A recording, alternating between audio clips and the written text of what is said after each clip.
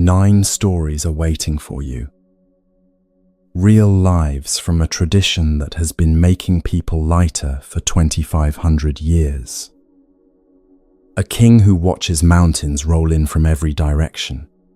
A monk who answers a raging stranger without raising his voice. A poor man who discovers something sewn into the hem of his own robe. A hare who gives away the only thing it has. These are the stories for tonight.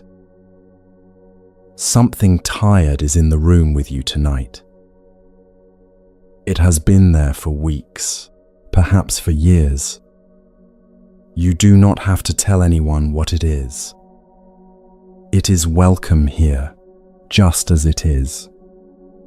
Tonight, nothing has to be solved. Nothing analyzed. Nothing named. For the next hour, you can simply let it settle while these stories do their quiet work on you. Let the body soften now. Shoulders, jaw, the space behind the eyes. The breath does not have to be anywhere. There is nothing you need to do for the next 3 hours except let the stories find their way in. They know where to go. Some of what comes will be familiar. Some of it will surprise you. 1 or 2 images will stay with you long after the final breath of this video. You are not here to learn these stories by heart. You are here to be carried by them. So make yourself comfortable.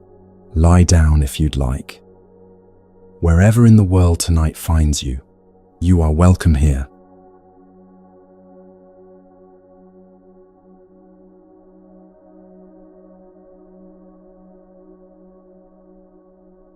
The first story begins with someone who could not sleep. His name was Malunkyaputta.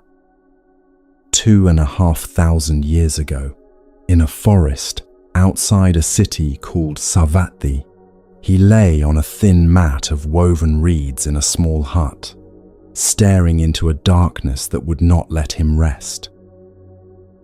He had come to the Buddha 7 years ago, shaved his head, put on the saffron robes, walked the paths, eaten 1 meal a day, watched his breath for 1,000 mornings. And still, on this particular night, the questions were in the bed with him. One question, then another, then another.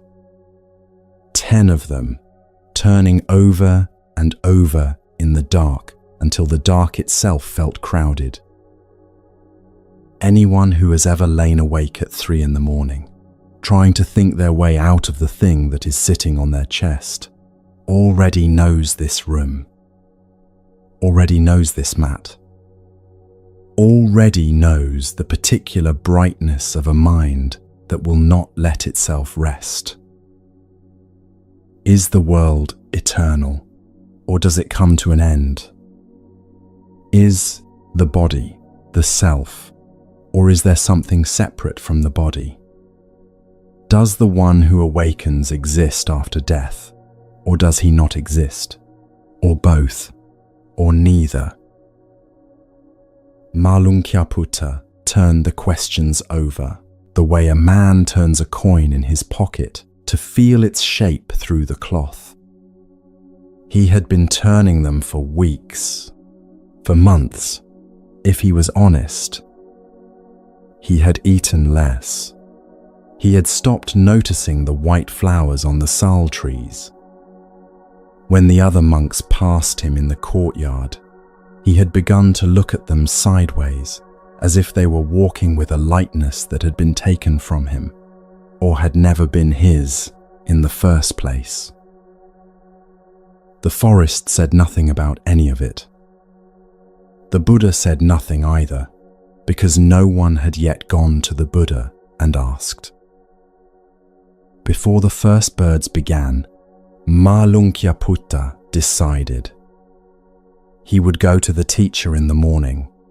he would present the questions plainly, and if the one who was called fully awakened could not or would not answer them, he would leave. He had not spent his youth for nothing. If the Buddha did not know what the world was, or what the self was, or what waited on the other side of this life, then let him say so, simply and without evasion. Let a man find another teacher. Let a man find another path. Malunkyaputta lay in the dark rehearsing the speech. He told himself he was being reasonable. He told himself he was only asking for what any honest seeker should ask. And he did not notice, because no one ever notices, that he was also asking for permission to leave. That some part of him had already decided the Buddha would fail the test, and that this was the part of him doing the testing. At first light he rose. The dew was on the grass. The mist moved low between the trees like something breathing in slow animals. He did not notice the beauty of the morning, because he was rehearsing. The other monks saw him walking with the wrong kind of weight in his shoulders, and the older ones, who had seen this before in others, moved quietly out of his path. One of the senior monks, Ananda, watching from the shade of a mango tree, saw Malunkyaputta approaching and lowered his eyes. Something was coming. He did not yet know what. The Buddha was seated under a tree, in the same position he held any other morning. The early light on his robe was the color of wheat. Malunkyaputta came near, stopped 3 paces away, bowed because he still remembered the form, and sat to one side because he still remembered that also. And then he spoke. He spoke without softness. He listed the 10 questions one by one, deliberately, so they could not be mistaken for anything else. And at the end he made his ultimatum. Lord, if you know these things, tell me, and if you do not know them, say plainly that you do not know. If you cannot answer, I will set aside the training, put on the white clothes of the householder, and return to the life I left. I have given you 7 years. The silence that followed was enormous. It had a shape. The birds continued. The wind moved in the leaves. And inside that morning there was a pressure, as if the forest itself were waiting to hear what the Buddha would do. The Buddha looked at Malunkyaputta for a long moment. His expression was steady. It was the look a father gives a son who has brought home a problem that will dissolve only when the son looks at the problem differently. And then the Buddha spoke. Malunkyaputta, did I ever say to you, come and live the holy life under me, and I will explain to you whether the world is eternal, or whether the one who awakens exists after death? Did I ever make you that promise? Malunkyaputta had to admit it. He had not. The Buddha had never promised such a thing. The monk had brought his own demand, 7 years late, and called it a bargain. Then the Buddha began. Listen. Let me tell you what this is like. A man is walking through a forest. He is walking his own path, minding his own life. An arrow strikes him in the chest. An actual arrow with a wooden shaft, with feathers for fletching, with a metal tip, with poison already entering his blood. He falls to the path. He lies there, bleeding, Now suppose, said the Buddha, that the man's companions run for a surgeon, and the surgeon comes quickly, with his knife, with his salves, with his bandages, and the wounded man, still lying on the path, holds up a weak hand. Wait. Before you remove this arrow, I must know certain things. Tell me the caste of the man who shot me. Was he a warrior, a priest, a merchant, a servant?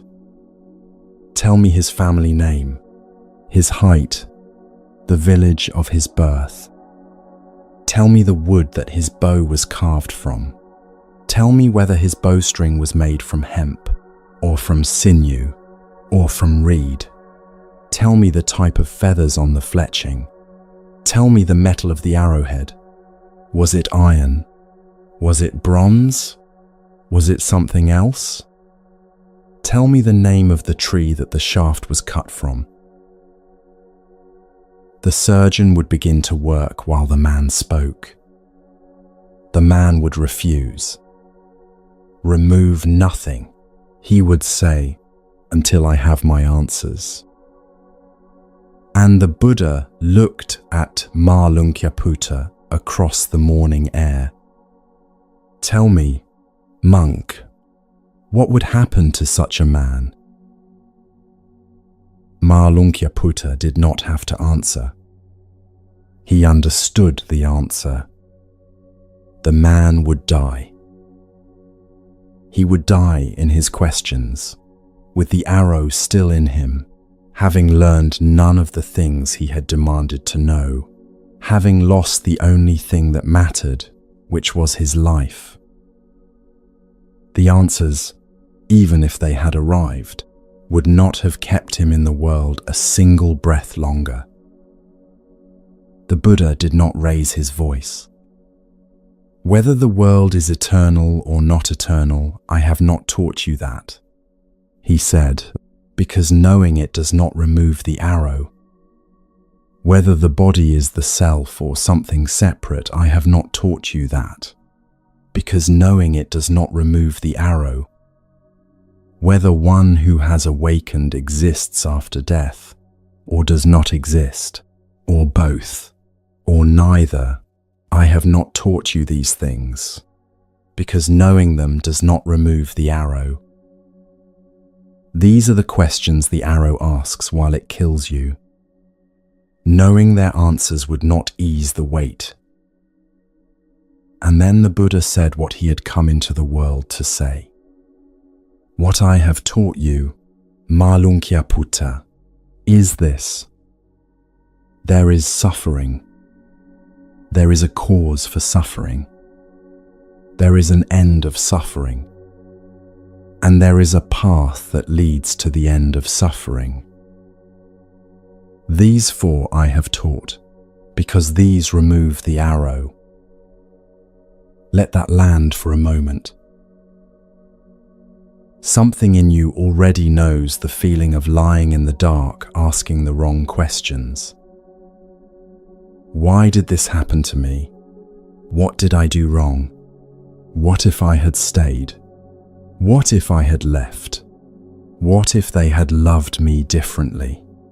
What if the world were fair? Why me? Why now? Why at all?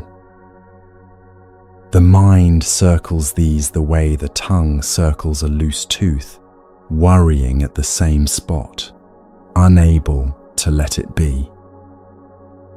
The questions are not wrong exactly. Most of them come from real grief. They are simply the wrong medicine for what is actually happening, which is that somewhere inside the body, tonight, you are bleeding. The mind wants to solve the puzzle of the arrow before it will allow the surgeon close. And so it asks, and asks, and asks, and the night passes, and morning comes, and still nothing has been removed. Tonight, you are not required to answer the questions your mind is asking. You are allowed to let them hang in the air, not as enemies, not as failures, but as what they are, questions whose answers would not take the weight away. You are allowed to turn instead toward the arrow that is actually in the body, the tightness in the shoulders, the ache behind the ribs, the specific, simple thing that could be tended to tonight.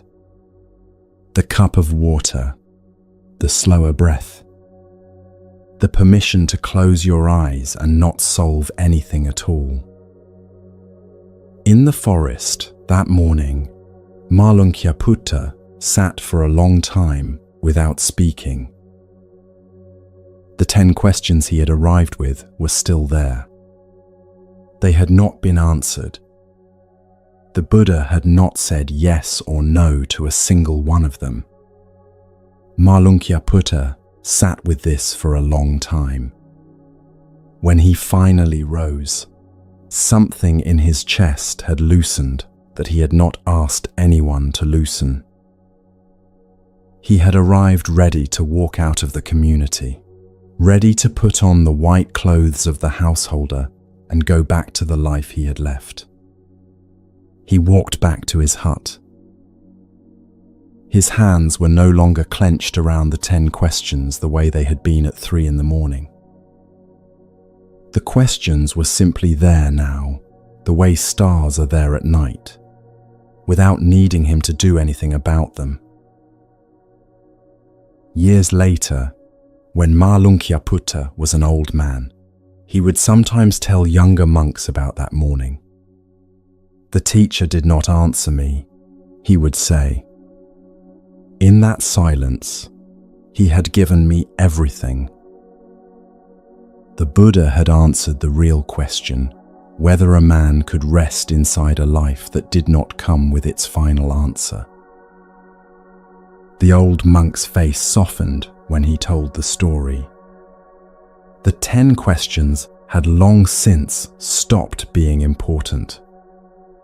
The capacity to not answer them, that had stayed. Something else had been transmitted in that forest, something Malunkyaputta would think about for years. He had arrived with the full weight of his demand. He had arrived ready to fight. The person sitting in front of him simply had not taken up the fight. The silence had absorbed the urgency the way earth absorbs rain. Something he had been certain he needed from the Buddha had never actually been needed at all.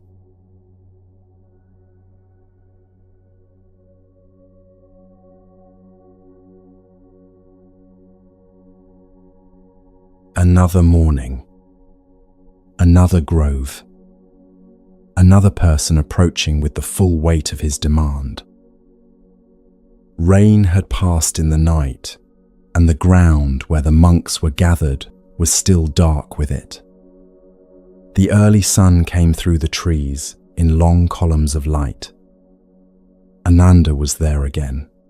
So were a dozen others, seated in loose rows, waiting for the Buddha to begin the day's teaching.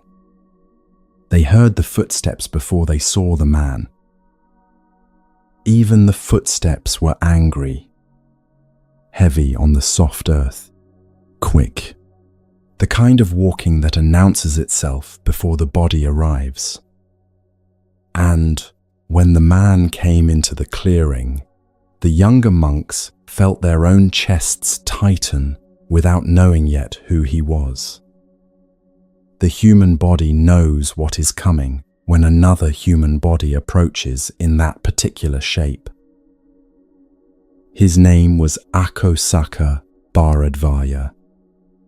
He was a Brahmin, and he had come to deliver something to the Buddha. His brother had left home the previous season. His brother had shaved his head and put on the saffron robes and joined the Buddha's community of monks.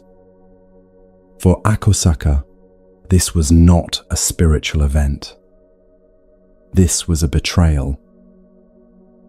His brother had been the son their parents wanted. His brother had been the one the village looked at when a wedding was discussed. And now his brother was gone, living on one meal a day, walking dusty roads with a bowl in his hand, and Akosaka's family was suddenly a family with a missing piece. He had told himself he was going to this teacher to speak reason, to demand an explanation, to insist that the brother be returned. By the time his feet reached the grove, the plan had burned away. What was left was heat. What was left was the need to strike something, and a man's voice is often the closest weapon. Akosaka did not bow. He did not ask permission to speak. He stood in the clearing with his chest heaving from the walk, and he began. He called the Buddha names. He accused him of stealing sons from their families. He used words Ananda would not later repeat. He said the teachings were theft dressed as kindness. He said the robes were a disguise for a kind of man who took from people what they should never have given. The words came in waves, gathering force as they left him, because each sentence gave the next one more ground to stand on. The Buddha received the words. His face remained open. His shoulders remained soft. His breath remained even. He sat the way he had been sitting when Akosaka arrived, straight, breathing, present, and he listened. The younger monks watched the Buddha's face. They were looking for the sign of injury. It did not come. Anyone who has ever been on the receiving end of that kind of voice already knows what is happening in Akosaka's body. The chest, too full. The face, too hot. The words, falling out faster than the part of the mind that should be moderating them. Anyone who has ever been the one being spoken to that way already knows what is happening in the listener's body. The flinch, the urge to defend, the way the stomach drops when someone's anger finds you and the air in the room turns sharp, the way a person can, without moving, feel the insult landing in their chest like something physical has been thrown there. You might be carrying a version of that voice in you tonight. Someone who spoke to you that way once. Someone who still does. A parent, or a partner, or a boss, or a stranger whose voice somehow lodged itself in your nervous system on a day you did not know would matter. The voice does not need to be in the room with you to land in your chest. It can be remembered, and the landing happens anyway. You can be sitting alone, in a quiet room, and someone who is nowhere near you can knock you sideways with a sentence they said years ago. The insult lands inside a body that has never stopped holding space for it. When Akosaka had emptied himself, when the last insult had been spent, when the silence returned and began to feel strange, the Buddha did something no one in the grove had expected. He asked a question. He asked it quietly and without heat, as if he were genuinely curious about the answer. "Brahmin," he said, "tell me something. When guests come to your home, you prepare food for them. You set it before them in the way that is proper for guests.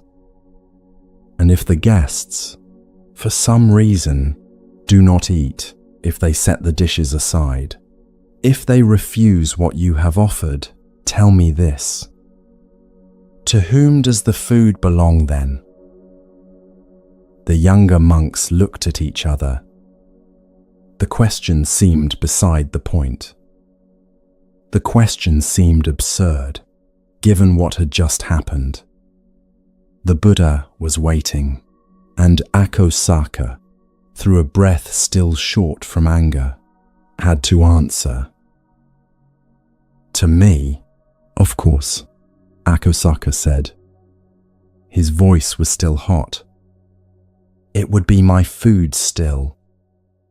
If they did not take what I had prepared, the food would return to the host. It would remain mine. The Buddha nodded once, slowly, as if the answer were the one he had expected. Then he said, in the same way, Brahmin, you have brought me a meal this morning. You have prepared it and set it before me, the abuse, the insults, the accusations, the ill will. These were for me. You offered them. I have not taken them. I do not accept them. And you and I both know, Brahmin, what happens to a gift that is not accepted. The clearing became very quiet. Akosaka's breath was still coming fast, and something was happening in his face.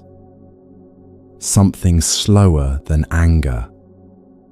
He had, without meaning to, answered his own question.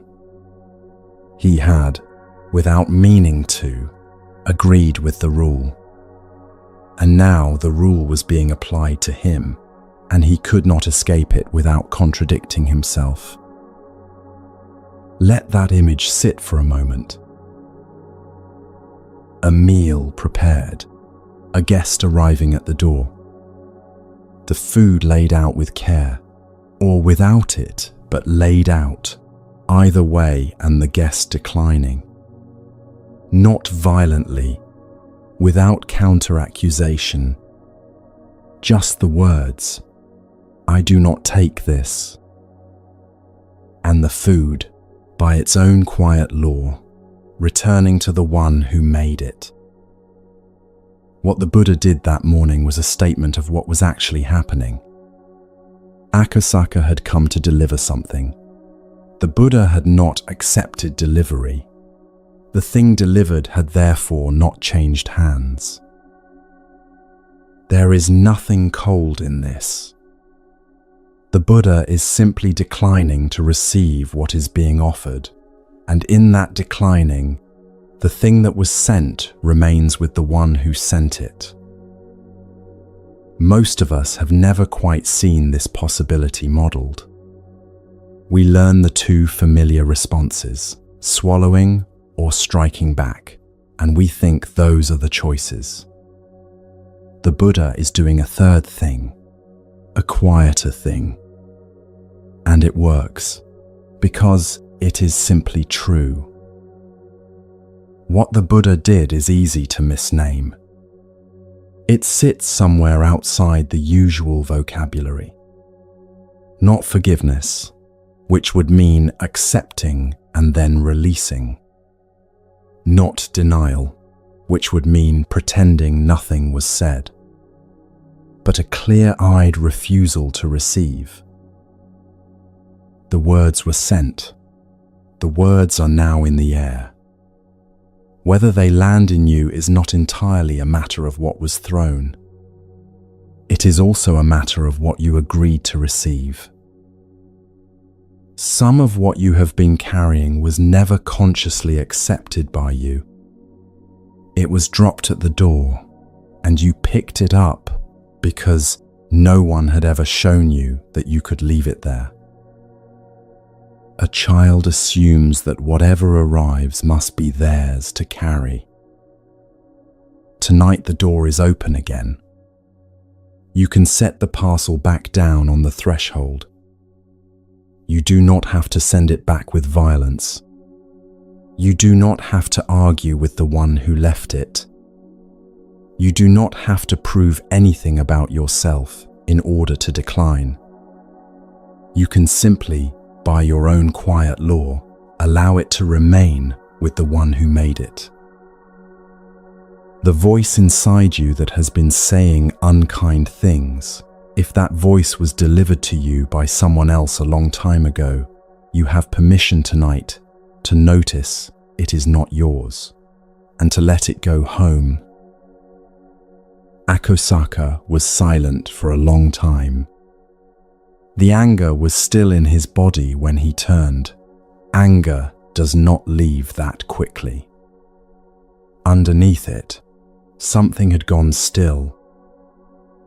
He had walked into the grove with a parcel in his arms, and now the parcel was still in his arms, and the man he had brought it for was not going to take it. He did not bow. He did not apologize. He did not have a conversion in that moment. The kind storytellers like to add in. He simply looked at the Buddha for a long time, and then he turned, and then he began to walk back through the grove in the direction from which he had come. The younger monks did not move until he was gone. Then they looked at each other, and then they looked at the Buddha, and the Buddha was already looking at something else, a small patch of sunlight moving slowly across a fallen leaf, as if the whole exchange had lasted, for him, about as long as the movement of that light. The younger monks later tried to talk about what had happened. Some of them wanted to call it a victory. Some of them wanted to call it a teaching. The Buddha did not name it. He went on with the day as if a small, quiet thing had occurred, which is all it had been. A gift had been offered. The gift had not been accepted. The gift had returned to its owner. Nothing more dramatic than that. The morning would live a long life in the memory of the community. Ananda would tell the story decades later. The younger monks, grown old, would tell it to their own students. The memory held onto one thing, the stillness of the one who had received those words. A stillness made of clarity, and clarity only. Something else became possible for the listeners in the grove that morning, something they would only recognize later. A small question began to form in them, one they had not asked before. What had they been carrying through all the years of their lives that had been delivered to them the way Akosaka had tried to deliver his abuse, dropped at the door, received without examination, carried thereafter as if it belonged to them? Take a breath, if one is available, and notice the parcels at your own door. The old voice of a parent who could never quite see you. The old voice of someone who loved you imperfectly, and whose imperfection you have been carrying as if it were a verdict on your worth. Each of these arrived at a door you did not yet know was a door. The poverty you have been walking through, the sense of not enoughness, the low background murmur that says you are missing something, it may have been delivered to you by someone else, long ago, and simply accepted at the door. The voice that says you are not enough may never have been your own voice. What you have actually been, all this time, may turn out to be something altogether different than what you were told.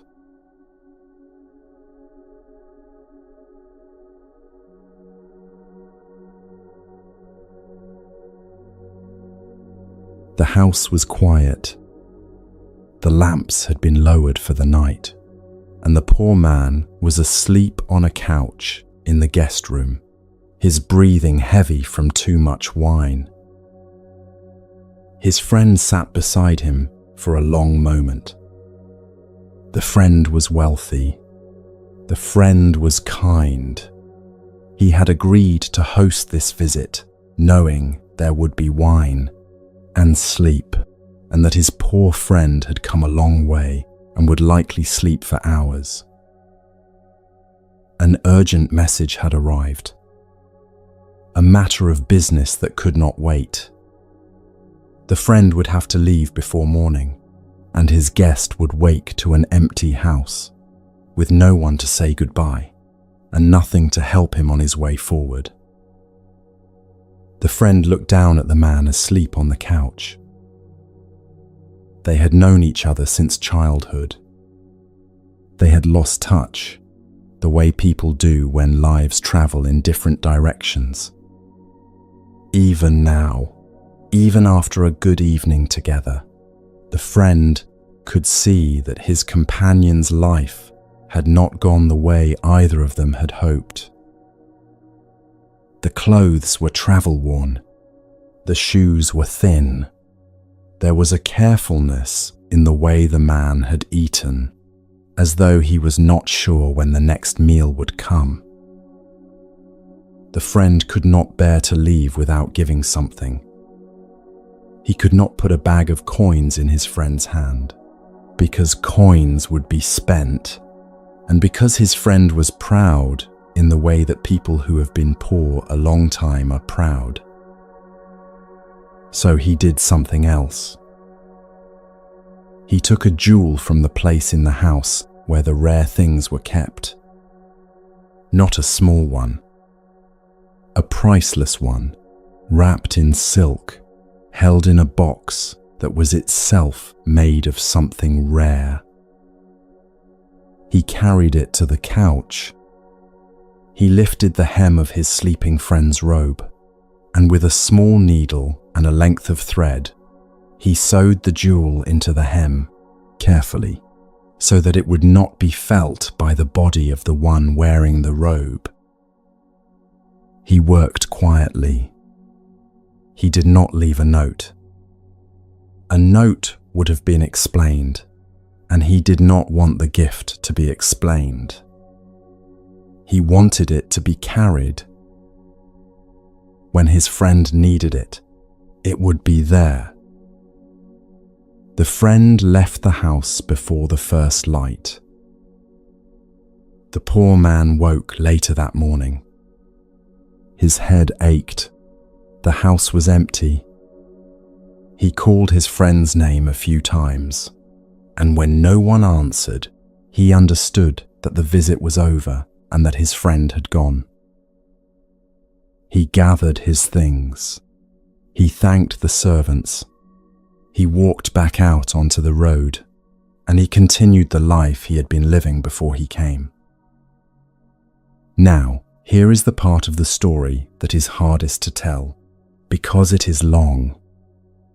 In the telling, we are tempted to skip past it. The years are the medicine of this story, and so we will stay inside them for a little while.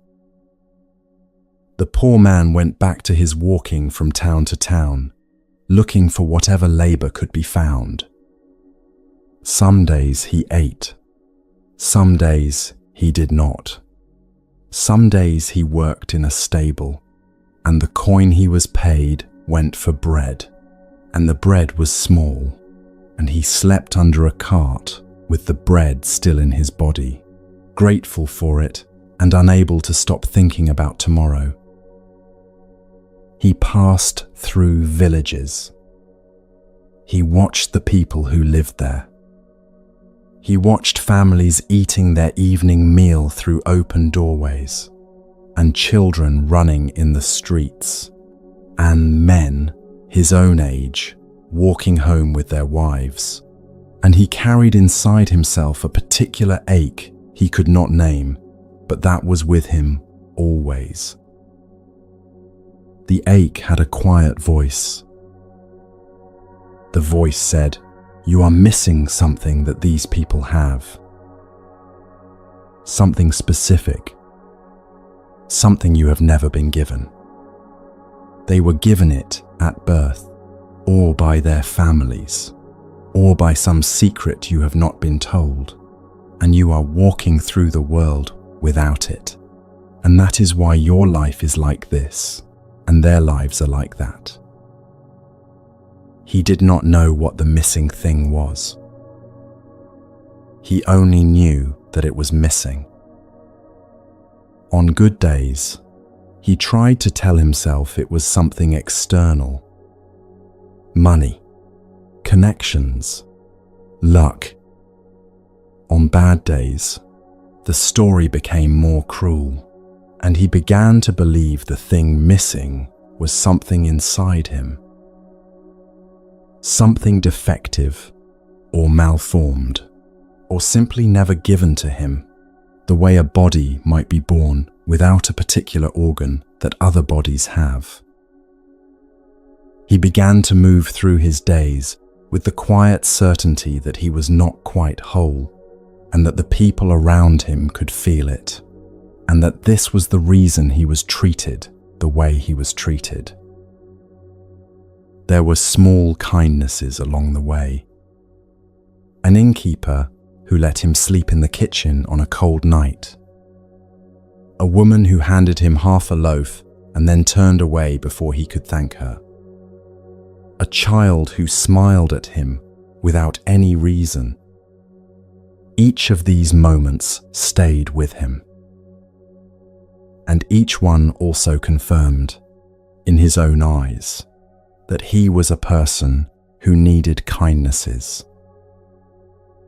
The kindness was evidence that something was off. Years went by. The robe he wore became older and patched again. It was not a good robe, but it was the one he had, and he kept wearing it, and he never examined its hem very closely, because why would he? One day, it was late afternoon, and he was passing through a market in a town he had never been to before. He heard his name called from across the street. He turned. A man was walking toward him, well-dressed, older than he remembered, but unmistakable. His friend. The friend crossed the street and took him by the arm, and stood for a moment just looking at him, and the look contained many things at once.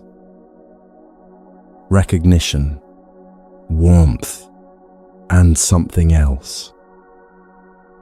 Something like sadness, but not exactly sadness. A kind of tender confusion, as a person feels when they see someone they love and realize that person has been living a harder life than they needed to live. "My friend," the wealthy one said, "why do you look like this?" The poor man did not know how to answer. "I have been working," he said. "I have been traveling. Life has been," he searched for the word, "difficult." The friend was quiet for a long moment. Then he said, "Reach into the hem of your robe." The poor man looked at him. He did not understand the sentence. "Reach into the hem," the friend said again. "Gently, near the bottom, where the fabric is folded." The poor man reached down. His fingers went to the hem of the robe he had been wearing for more years than he could count. He felt along the fabric slowly, and after a moment his fingertips encountered something hard under the cloth, a small round resistance that he had never noticed was there. He stopped. He felt it again. The friend was watching him. The friend said, "Do you feel it?" "Yes," the poor man said. His voice was very quiet. Yes, I feel it. Take it out, the friend said. It is yours. It has been yours since the night you stayed in my house. I sewed it into your hem before I left, because I knew you would need something, and I could not leave nothing. The poor man's hands worked slowly at the hem. The stitches came apart, and the jewel that had been against his body through every year of wandering, through every cold night, through every meal he had counted, through every moment of believing himself to be defective, the jewel fell into his palm. He looked at it. He did not speak. Let the image stay for a moment. A man holding a jewel in his palm, standing in the afternoon light of a market street, and nothing around him has changed. The street is the same. The people passing are the same. The body that has walked all those years is the same body. And yet his entire life, from the night in his friend's house to this very afternoon, has just been reorganized inside him. He had not been poor. He had never been poor. He had been wealthy the whole time, and he had been walking through his wealth as if it were poverty, because he did not know what he was carrying. The hunger he had known, the small indignities, the ache of watching other men with their wives, the suspicion that something was missing in him.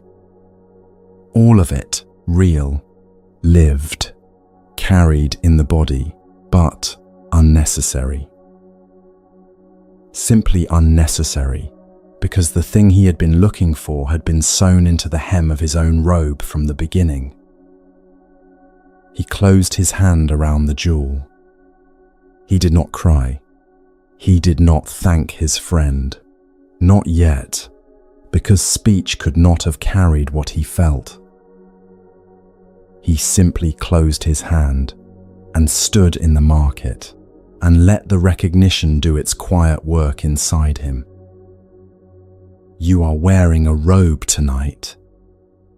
Not a robe of fabric, perhaps, but a robe just the same.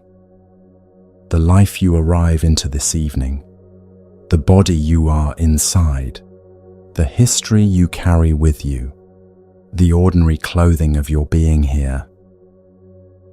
And in the hem of that robe, sewn into a place your fingers have not thought to touch, something is already present.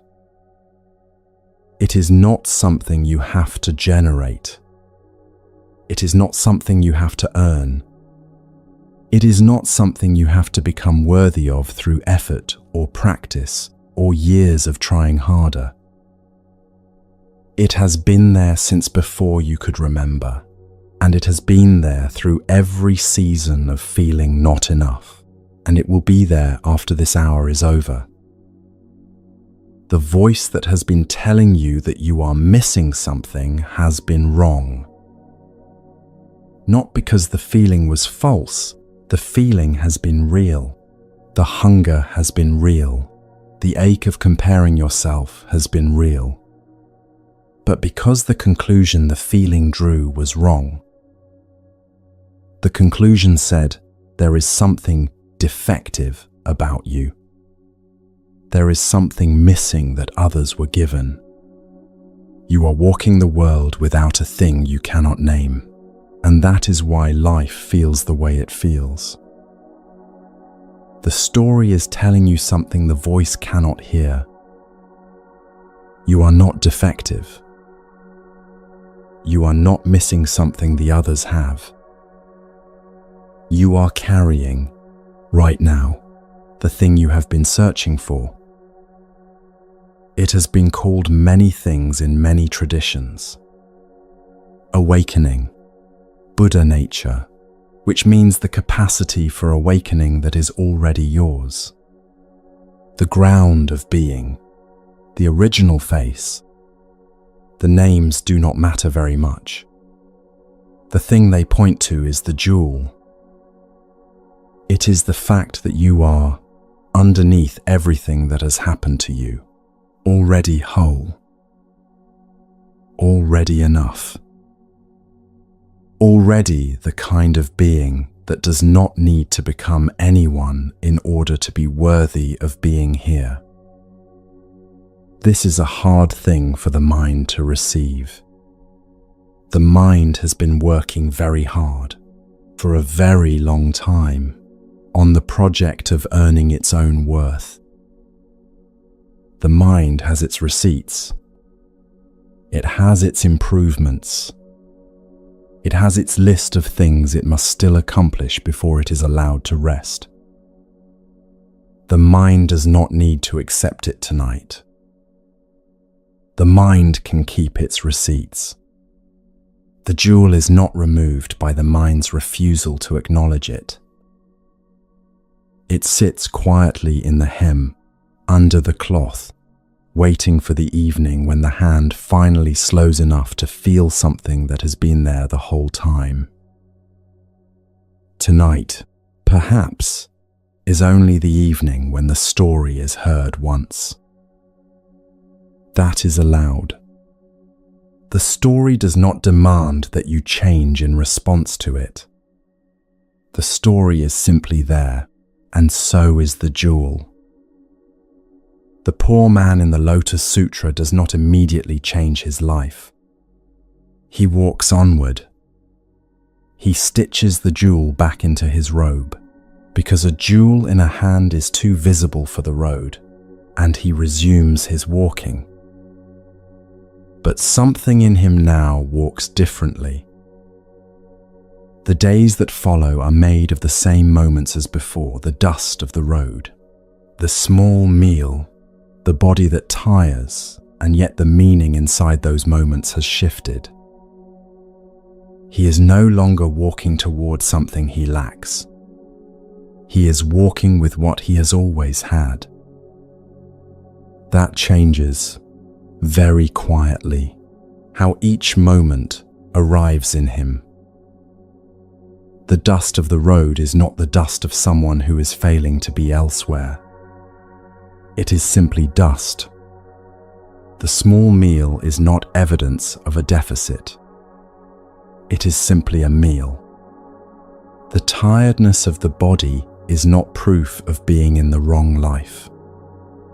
It is the tiredness that belongs to this body, in this hour, on this road, which is the one he is walking. The Buddha gave a teaching about this exact kind of arriving, about what happens when a person stops measuring this moment against the moment they think they should be in, and instead meets the moment they are actually in. It is the teaching we are moving toward now, because it is the natural next breath after the one we have just taken together.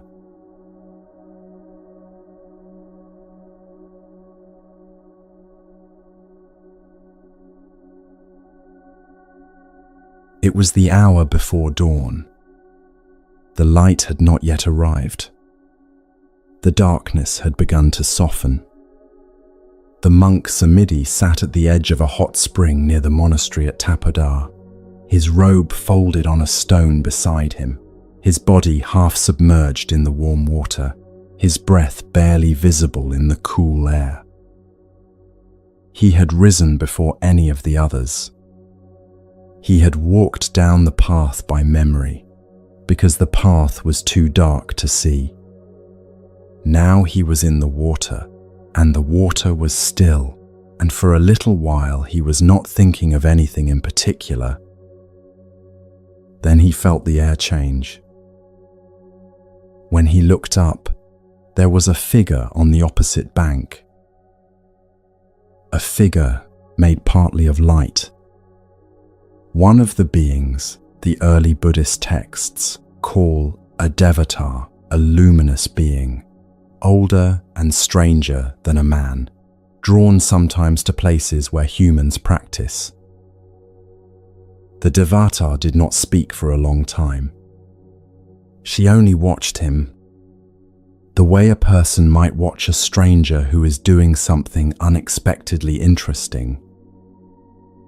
Finally, she said, "Monk, do you know the summary of the single auspicious attachment?" Samiti blinked. He did not know what she meant. He did not know there was such a summary. "Sister," he said, "I do not." "Do you?" She smiled. "No," she said. "I do not know it either. But it exists.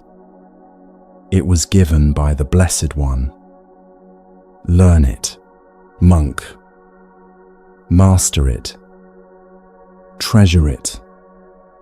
There is nothing more worth knowing than this." Then the air changed again, and she was gone, and Samiti was alone in the hot spring with his own breath in the cold air, and with a sentence he had never heard before now waiting to be understood. Let me stop the story here for a moment. Consider where your mind has been today. Not in general, specifically. This morning, when you opened your eyes, where was your attention? Was it in the body that had just woken, the weight of the blanket, the quality of the light in the room? Or was it already in a conversation that happened last week, in a meeting that is coming next Tuesday, in a worry that had no beginning and has no end, in a rehearsal of something you should have said, in a fantasy of something you hope will happen? Most days, for most of us, the mind arrives somewhere other than where the body is. The body is here. The mind is there. And the there is usually one of two places: the past, which has already happened, or the future, which has not yet happened. The past cannot be changed by our attention to it. We know this. And yet we return to it, turning the same moment over, replaying the conversation, asking what we should have said, asking whether they meant what we thought they meant, asking why the thing happened the way it did. The future cannot be lived by our rehearsal of it. We know this too. And yet we spend hours there, imagining conversations that have not happened, preparing for meetings that may not go the way we prepared, bracing for losses that may never come, hoping for arrivals that may look different when they finally arrive. The hour you are actually inside, the one right now, with its breath, its body weight, its particular light, passes largely unattended. The body is here, and the tenant is elsewhere, and has been elsewhere for so long that being here feels almost unnatural.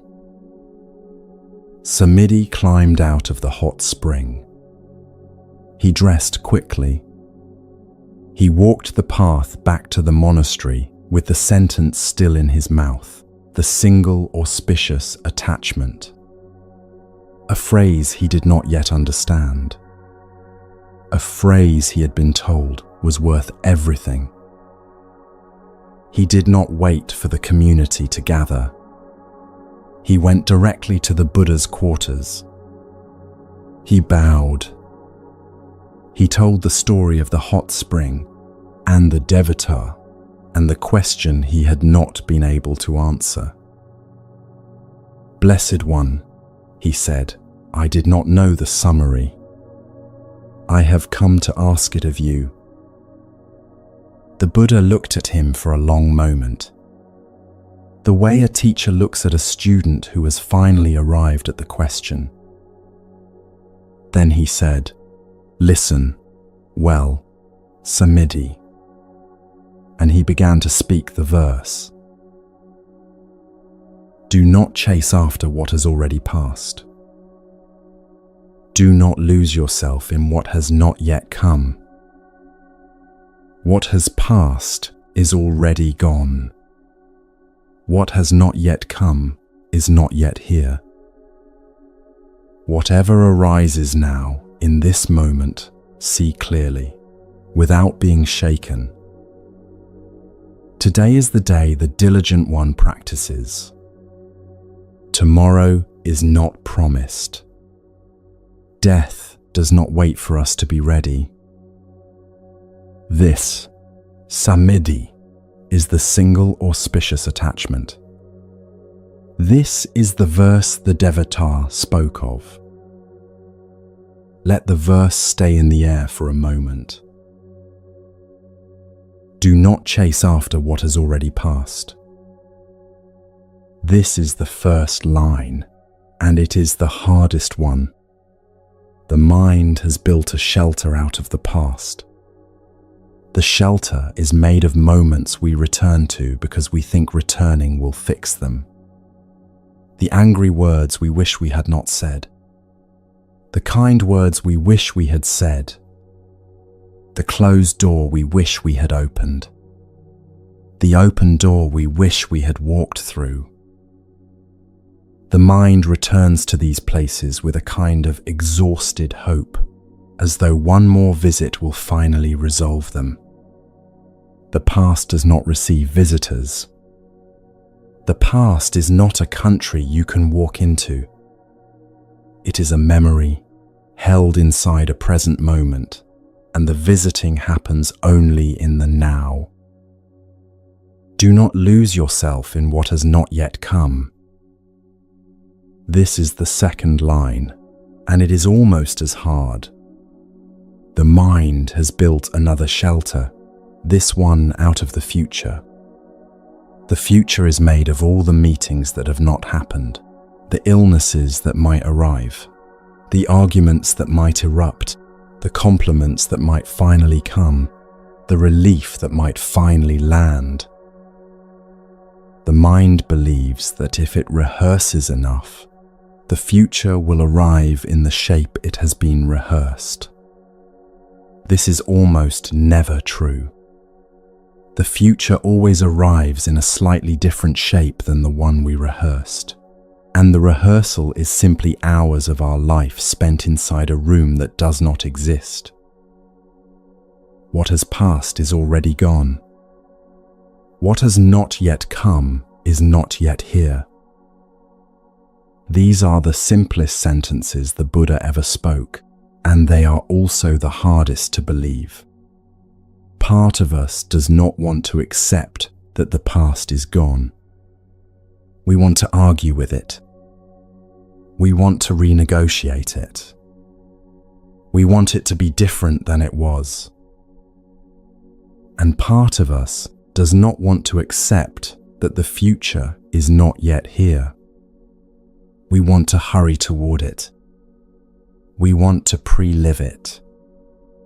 We want to be on the other side of whatever is coming, so we do not have to sit inside the uncertainty of its approach. The past is gone. The future is not here. The only hour in which anything has ever actually happened in your entire life is the one you are in right now. Whatever arises now, in this moment, see clearly, without being shaken. This is the third teaching, and it sounds simple, and it is not simple. Seeing clearly does not mean analyzing. It does not mean understanding. It does not mean figuring anything out. It means the bare meeting of what is actually here, the breath as it is breathing, the body as it is sitting, the sound in the room, the feeling in the chest, the quality of the light on whatever wall is in front of you. Without being shaken does not mean without feeling anything. Feelings arise. Thoughts arise. Discomforts arise. The instruction is not to push them away. The instruction is to let them arise and pass without being toppled by them. You can be sad and not shaken. You can be tired and not shaken. You can be uncertain and not shaken. The mind that sees clearly has a ground under it, and the ground is not made by the content of what is passing through. It is made by the clear seeing itself. Today is the day the diligent one practices. Tomorrow is not promised. Death does not wait for us to be ready. These lines can sound harsh at first. They are not harsh. They are the gentle way the Buddha reminded Samidhi, and is reminding you tonight that the hour you are in is the only hour you actually have to practice being alive. Not tomorrow. Not when things are easier. Not when the work is finished. Not when you are less tired. Not when you have more time. The hour you have for being here is this one. Practicing being here is not an accomplishment. It is only a coming back. The mind will leave. It always leaves. The practice is not keeping the mind from leaving. The practice is noticing that it has left and returning gently to the breath that is happening, the body that is sitting, the hour that is moving through the room around you. Come back now, if you can. Feel the weight of wherever your body is resting. Notice the quality of your breath without changing it. Notice the small sounds in the room, whatever they happen to be. This is the hour you have. This is the only place you have ever actually been. Notice, too, how the mind will try to leave again almost immediately. A thought will arise. A worry will arise. A plan will arise. A regret will arise. This is not a sign that you have failed. It is a sign that the mind is doing what the mind does. Thoughts arise the way clouds cross a sky. The sky is not responsible for the clouds. The sky remains. The Buddha's verse is not a method for stopping thoughts. It is not a method for achieving any particular state. It is simply an invitation delivered more than 25 centuries ago, and somehow arriving in your room tonight to notice where you actually are and to return there as often as it takes, without self-criticism when the mind wanders off. Because the mind always wanders. For centuries, monks in caves and exhausted people on the edge of a bed have been practicing the same small, forgiving return. You are in that lineage tonight, simply as another person doing what countless others have done.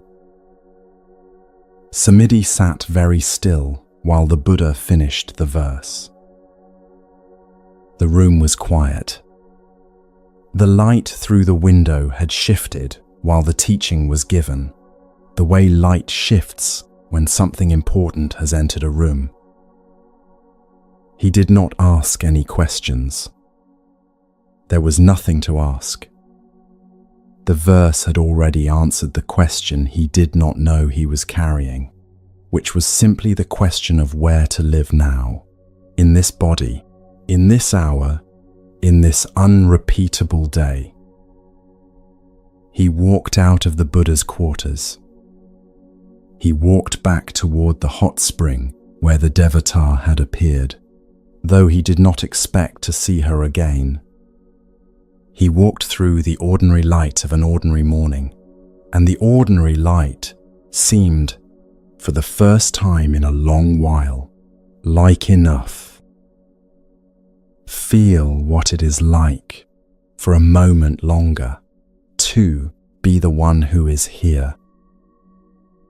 Not the one who was hurt last Tuesday. Not the one who is dreading next Monday.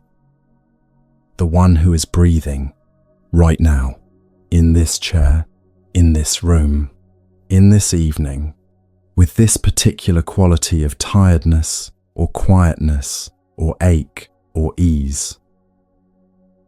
This is the single auspicious attachment, not a discipline, not an achievement. Simply the willingness to be here, as often as the mind leaves, as often as it returns. The next story carries us onto a dusty road, where a young seeker with a hungry mind is about to pass a stranger in saffron robes. A single line, offered almost in passing, will open a door the seeker has been standing in front of his entire life, without ever seeing that it was a door. Stay with the breath. Stay with the hour. The next meeting is about to happen, between two people who do not yet know that their brief conversation will become one of the most quietly life-changing moments in this tradition.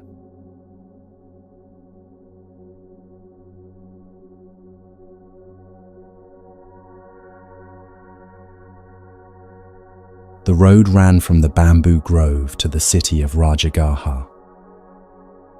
It was mid-morning. The heat had begun to gather in the stones of the path. A monk in a robe the color of turmeric was walking it, alone, with his eyes lowered, carrying the shallow bowl that every wandering mendicant carried in those years. His name was Asaji. He was one of the first 5 students the Buddha had ever taught. But no one on this road knew that. They saw a thin man in a robe, walking slowly, going nowhere in particular, gathering the day's meal in the quiet way an alms-gatherer gathers. He walked the way someone walks who has no place they need to be. Not hurrying, not dawdling, feet touching the ground as though each step were a small, complete arrival.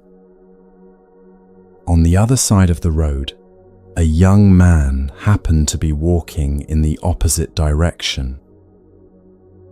He was tall. He was thin. He wore the white cloth of a householder who had not yet taken up the robe of any tradition. His name was Upatissa.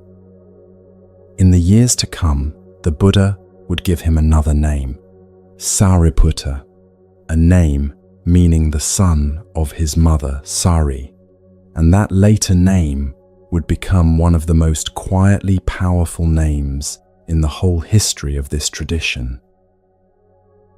But on this particular morning, he was simply Upatissa, and he was tired. He was tired of searching. He had been a seeker for years by now. He had tried teachers. He had tried methods. He had sat at the feet of renowned Brahmins and listened to them speak about the nature of things. He had returned home each time with the same small, exhausted feeling that whatever he was looking for, this was not quite it. You may know the feeling. the one who has read many books on how to live and still does not quite know how to live. The one who has tried many practices and still carries the same restlessness to bed at night. The one who has been to the retreats, sat on the cushions, downloaded the apps, and is still looking. There is nothing wrong with this looking. The tradition calls it the search, and it honors it. But the search alone is exhausting, and Upatissa that morning was carrying the tiredness of a long search that had not yet found its resting place. And then he looked up. He saw the monk on the other side of the road. He could not have said, in that first second, why he stopped walking.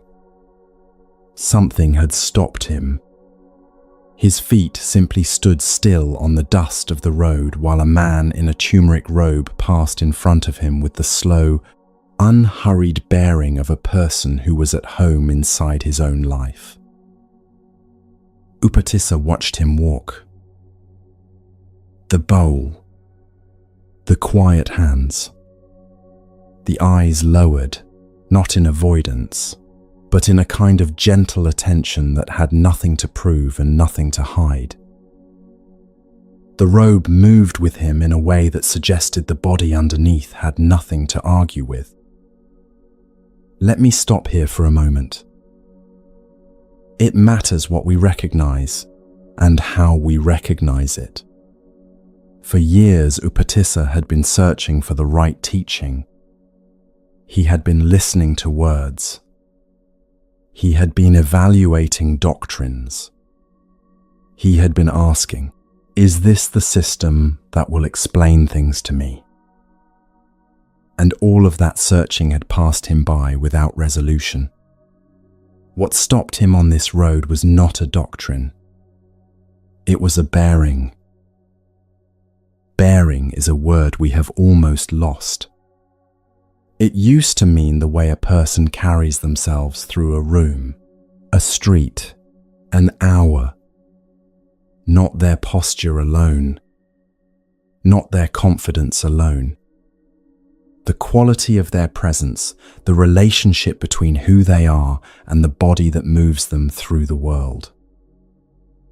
You can feel it when you encounter it. A person walks past you in an airport, and something in their unhurried pace, their unanxious eyes, makes you slow down for a moment yourself. A nurse comes into the hospital room where your parent is lying, and the air in the room settles before she has even spoken.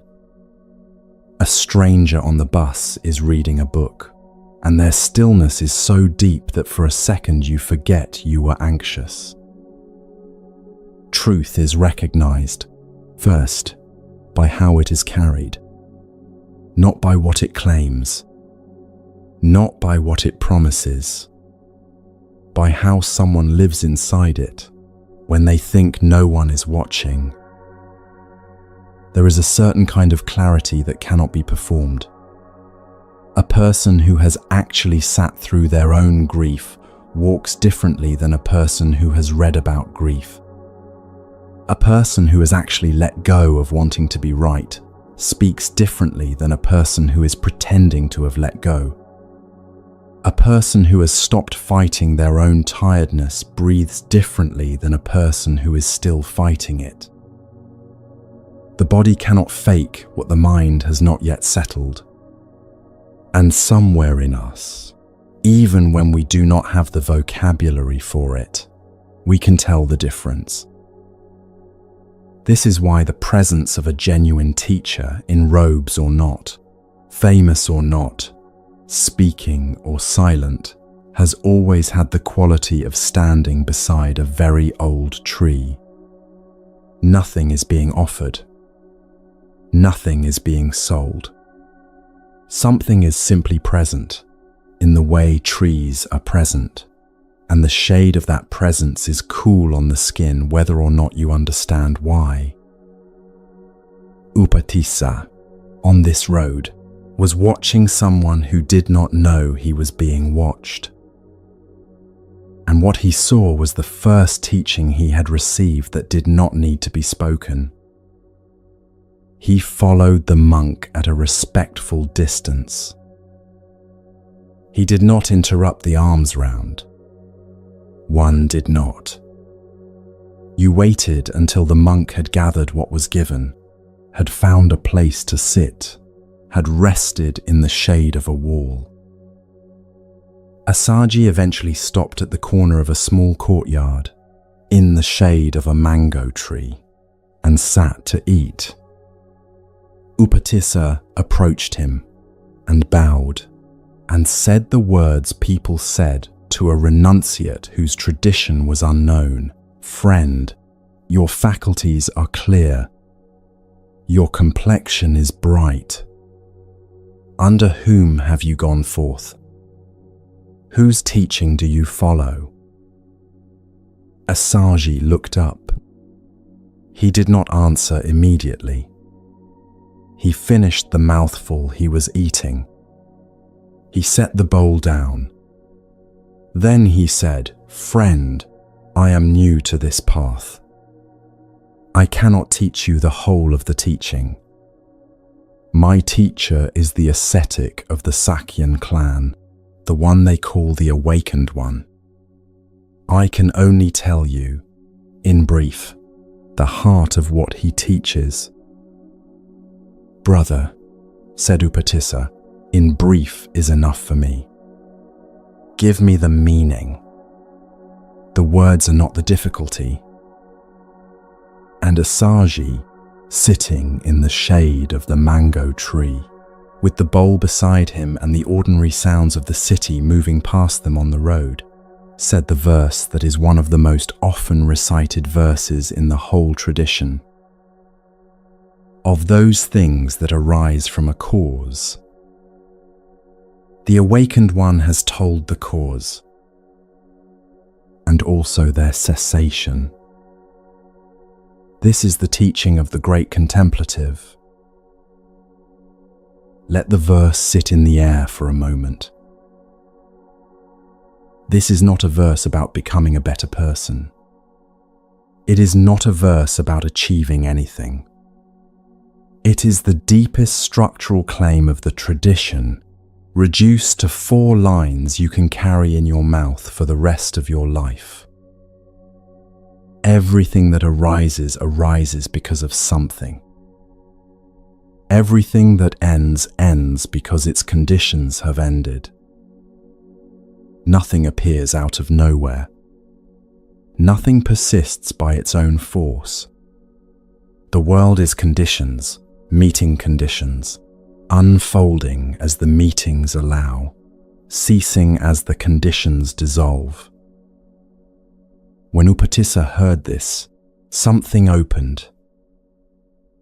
The tradition says he entered the stream, a specific stage of awakening in which the practitioner can no longer be pulled back into the deepest confusions of ordinary life. That does not mean he was perfected. It means that in the time it took Assaji to say 4 lines, something in Upatissa's understanding of reality had reorganized so completely that he could never quite unsee it. He stood up slowly. He bowed again. He thanked the monk. He asked where the teacher was staying, so that he might go and find him in time. And then he turned and walked home down the same road he had come by, a different person than the one who had walked up it an hour before. He did not run. He did not weep.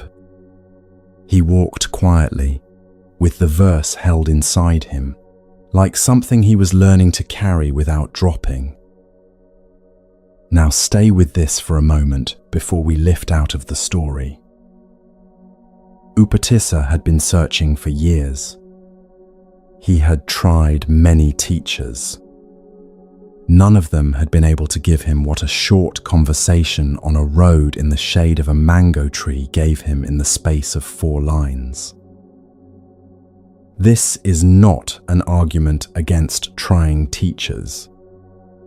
It is an observation about what actually opens us. What opens us is not always what we have been looking for.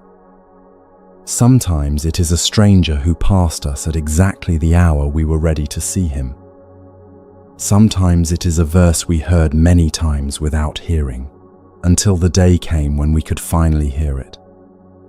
Sometimes it is a person whose bearing is so quiet that we follow them for 100 yards without knowing why. The readiness matters as much as the teaching. Assaji had given this same verse before to other people, and they had walked on. He would give it again to other people, and they would walk on. Upatissa was ready that morning, in a way he had not been ready the month before, because the tiredness of his search had brought him to the edge of his willingness to look outside himself for rescue. When we stop needing the teacher to be a certain shape, the teacher arrives in any shape. A sentence from a stranger on a bus. A song on the radio at the exact moment we needed it. A verse from a monk in a turmeric robe who did not know he was anyone's teacher at all. Perhaps the teacher for you is already somewhere inside today. Perhaps you have walked past them. Perhaps you will walk past them this evening and notice their bearing and stop for a moment without knowing why. Your job on the road is only to keep your eyes soft enough to see. Upatissa walked home with the verse held inside him, and his willingness had found a place to rest. There is another kind of meeting coming now. Not a meeting between a student and the teacher he has been searching for. A meeting between a monk and the hostile country he has chosen to walk into, with his eyes open, of his own willing. A different kind of courage is about to arrive, in a different kind of story, told quietly under a different sky.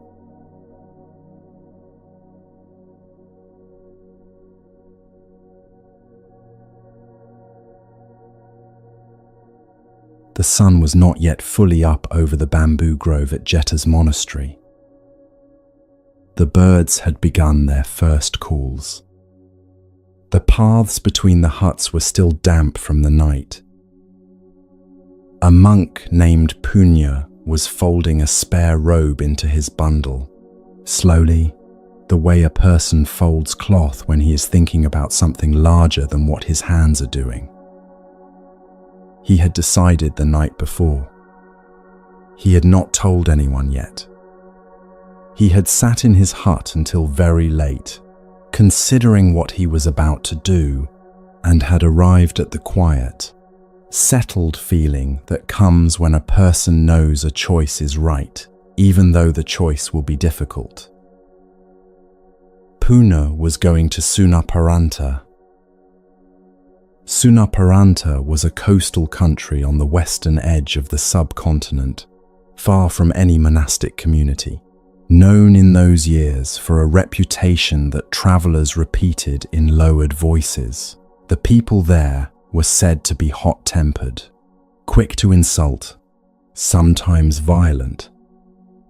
No monk had been there. No teaching had been given there. Punna, who was himself originally from that region, had been turning it over in his mind for many weeks. He knew the country. He knew the temperament of its people. And he had decided that the teaching he had received should be carried there, even if it meant carrying it alone, into a country that might not thank him for bringing it. He had grown up among those people. He had heard their voices raised in the markets. He had watched disputes that in other regions would have been settled with words, settled in his home region with something harder than words. He knew what the warnings meant. He was not walking into Sunaparanta the way a traveler walks into a country he has only read about. He was walking back into a country he knew intimately, carrying something now that he had not been carrying when he had first left it. This is often how it is. The hard country we are returning to is often the one we came from. The family dinner we dread this weekend. The neighborhood where old versions of ourselves still walk in the doorways of old shops. The workplace we have tried and failed to leave. We do not always get to carry the teaching to an easy country. More often, it is the country we already know that we will have to walk back into, with something steadier than we had the first time we walked out of it. As he tied the last knot of his bundle, he heard footsteps approaching his hut. The Buddha was walking toward him through the grove. Let me pause here for a moment. Picture the scene. A young man sitting on the threshold of a hut at dawn, his few possessions bundled on the ground beside him, the weight of a decision already settling into his chest. And the person he most respects in the world walking toward him across the wet grass, unhurried, the first sun catching the edge of a saffron robe. It is one of the quietest conversations in all the recorded teachings, and it asks more of a listener than almost any other. Because the conversation is about whether you can walk into a difficult country knowing it will be difficult and carry something unshakable with you anyway. The Buddha stopped at the entrance of the hut. He did not sit down. He looked at the bundle. He looked at Punya. Then he said, "I have heard, Punya, that you intend to go to Sunaparanta." "Yes, Blessed One," said Puna. "I intend to go, with your permission." The Buddha did not grant the permission right away. He asked a question instead. "Punya," he said, "the people of Sunaparanta are fierce. They are rough. If they speak to you with harsh words, with abuse, with insult, what will you think?" Punya thought for a moment. Then he said, "Blessed One, if they speak to me with harsh words, I will think, these people of Sunaparanta are kind. They are kind because they have insulted me, but they have not struck me with their hands." The Buddha nodded, not in approval exactly, but in acknowledgement. Then he asked the next question. "But Puna," he said, "if they strike you with their hands, what will you think?"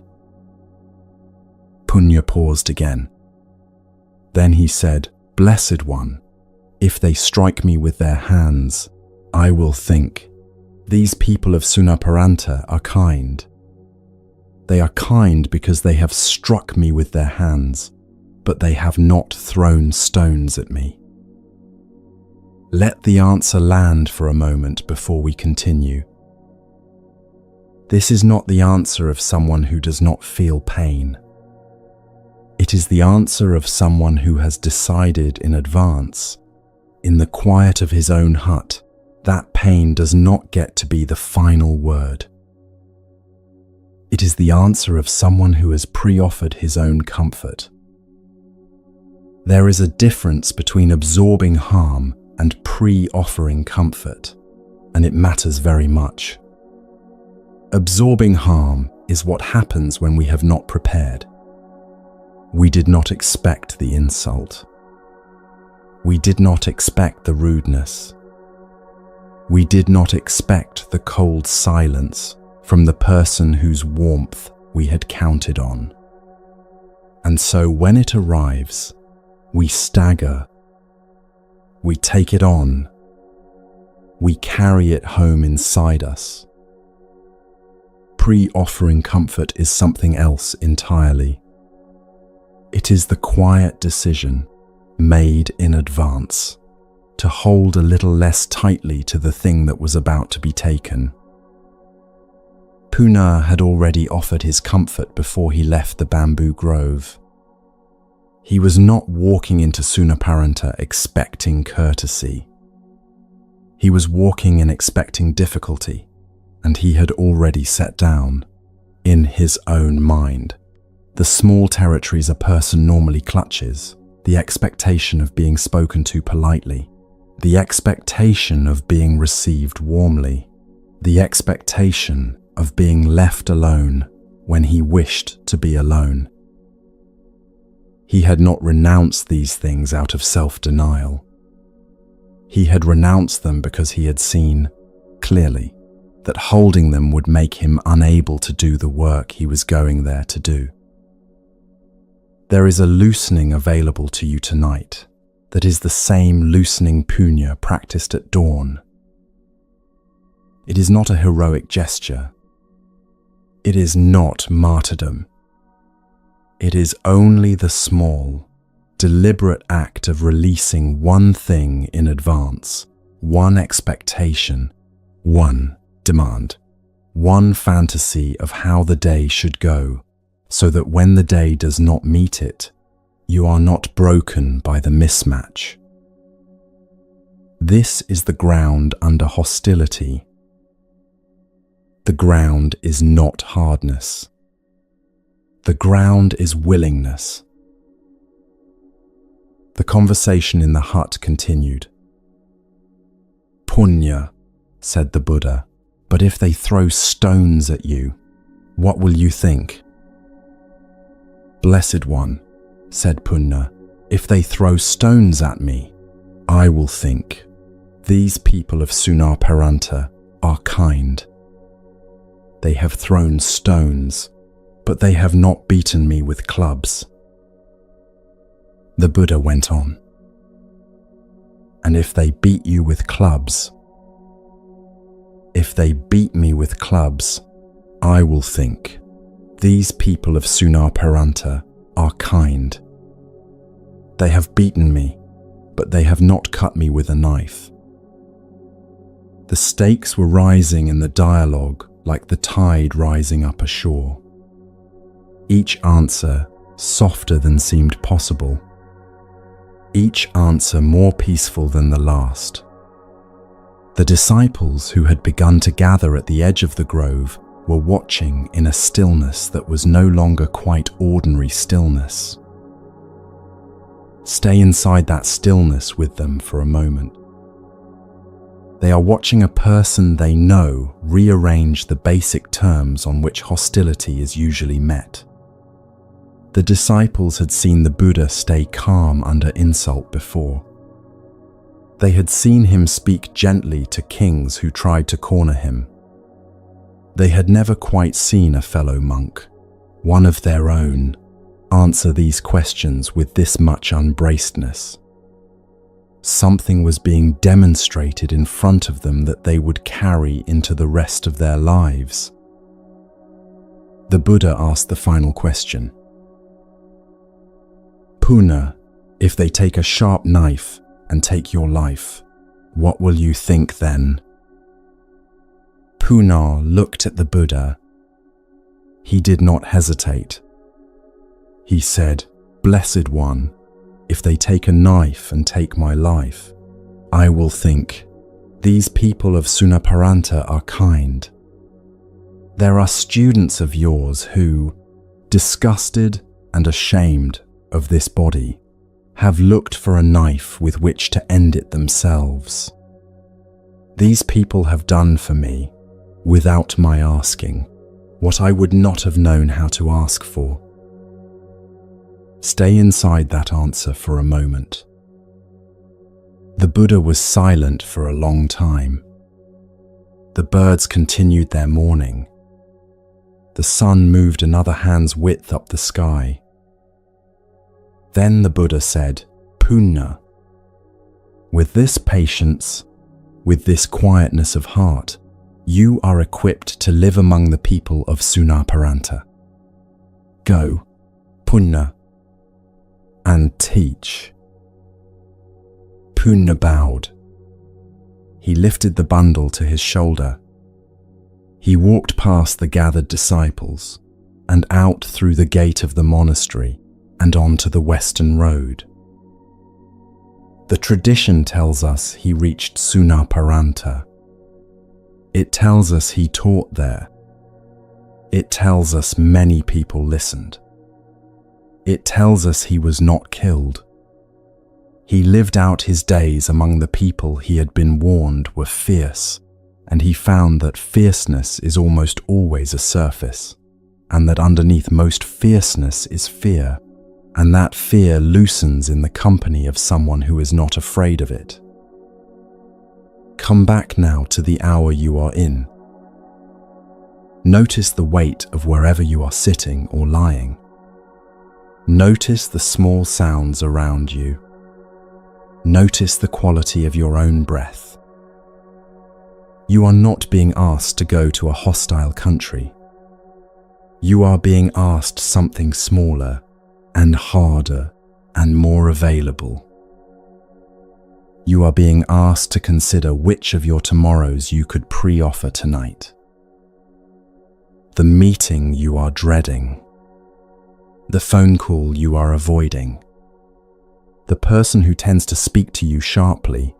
The one you tighten for before you have even seen them. The email that is sitting in your drafts folder, waiting for a reply. You do not have to make yourself invulnerable. Invulnerability is not the teaching. You only have to loosen your grip, one notch, on the expectation that tomorrow owes you softness. If they are sharp with you, they are kind. They are kind because they did not strike you. This is not a mantra to recite. It is a posture of heart to rehearse, quietly, the night before the difficult day. Because here is what the tradition has been saying all along, in the voices of all its teachers. From the time of Punna to this evening, you cannot control what is coming toward you. You can only control, and only sometimes, what you are holding when it arrives. A person with empty hands cannot have their cup knocked over. A person who has already given something cannot have it taken from them. A person who has already pre-offered their comfort cannot be surprised into anger when the comfort is denied. This is not coldness. This is not detachment. Punna was not cold that morning. He was warm enough to walk willingly into a country that had asked for nothing. The willingness was his warmth. Feel, for a moment, what it would be like to walk into tomorrow with that warmth. Not braced, not pre-angry, not rehearsing your defense. Simply willing. Willing for it to be what it is. Willing to meet what meets you.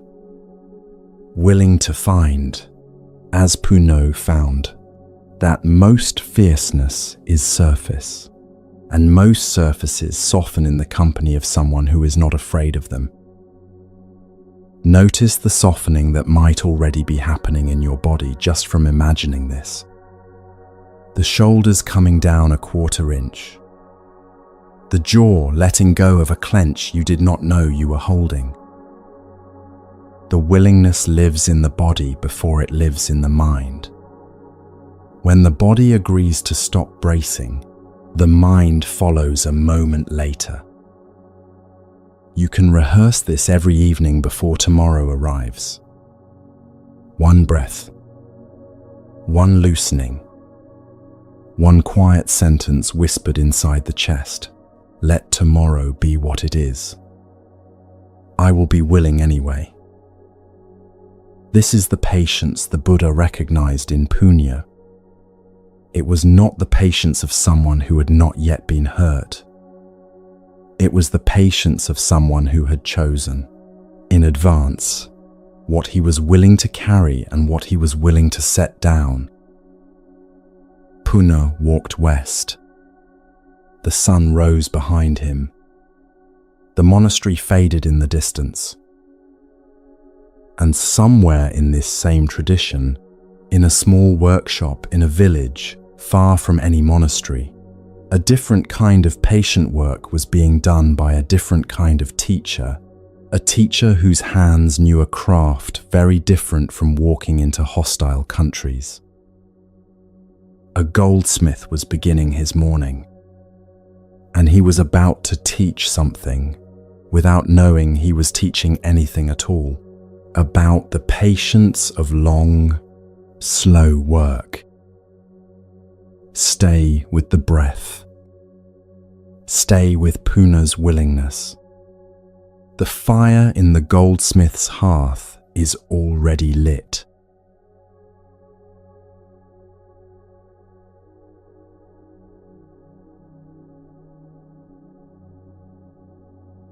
The fire had been lit before sunrise. A small fire. The goldsmith did not need a great blaze for what he was doing. He needed a steady heat that would hold its temperature across the slow hours of the morning. His workshop was a low-roofed room at the side of a small courtyard in the city. Stone walls. A hearth built into the corner. A small anvil. A set of bellows worked by a boy who lived in the house. A row of files and pincers hanging on pegs above the bench. The goldsmith sat on a low stool in front of the hearth.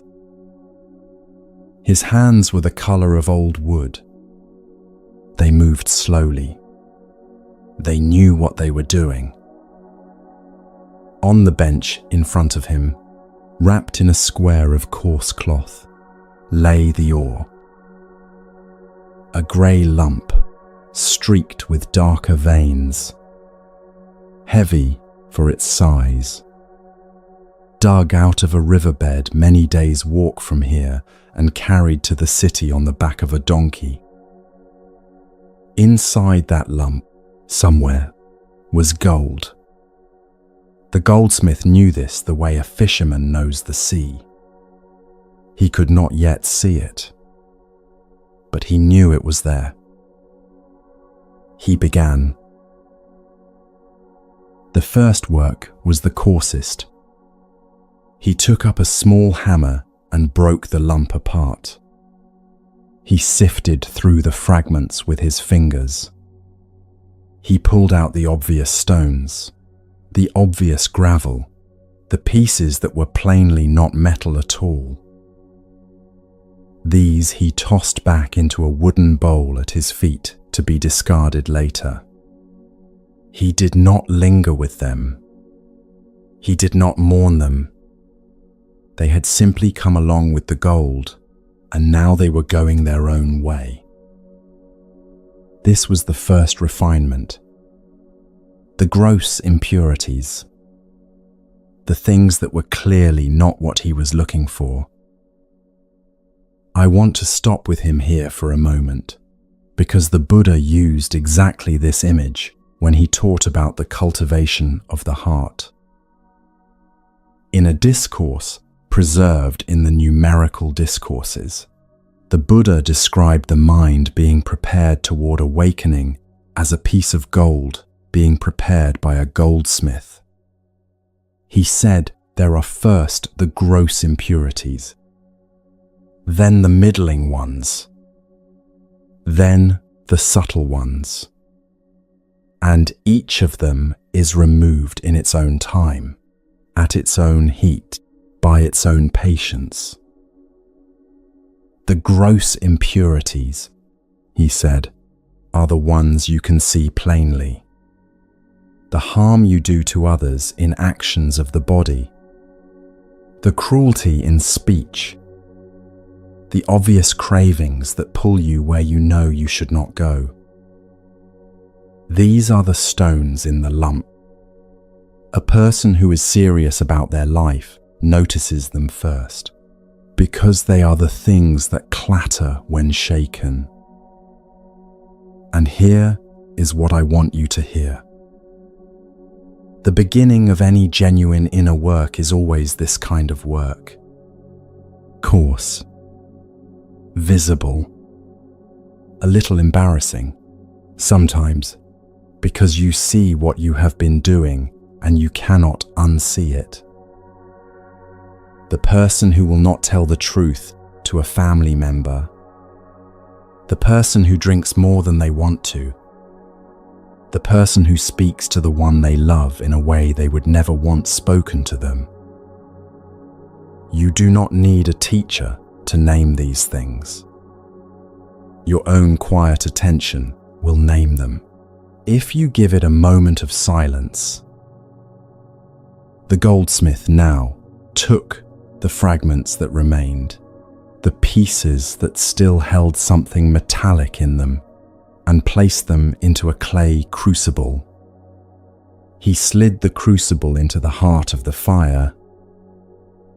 The boy worked the bellows, slowly, slowly, and the color of the fire changed. Red, then orange, then a deep, sleepy yellow that the goldsmith had been watching for. He let it sit. This is the second refinement. The heating. The place where things that seemed bonded together begin to separate. Because the fire is patient, and because nothing can hold on to what it is not when the heat is right. In the Buddha's image, the middling impurities are the things that do not clatter. They do not announce themselves. The subtle resentments, the low, continuous habit of comparing yourself to the people around you, the half-second of satisfaction when a rival fails, the quiet story you tell about why you deserve more than you have. These are the black sand in the crucible. They are not obvious until the fire has been working for a while. They rise to the surface only when the heat has reached a certain patience. And this, too, I want you to hear clearly.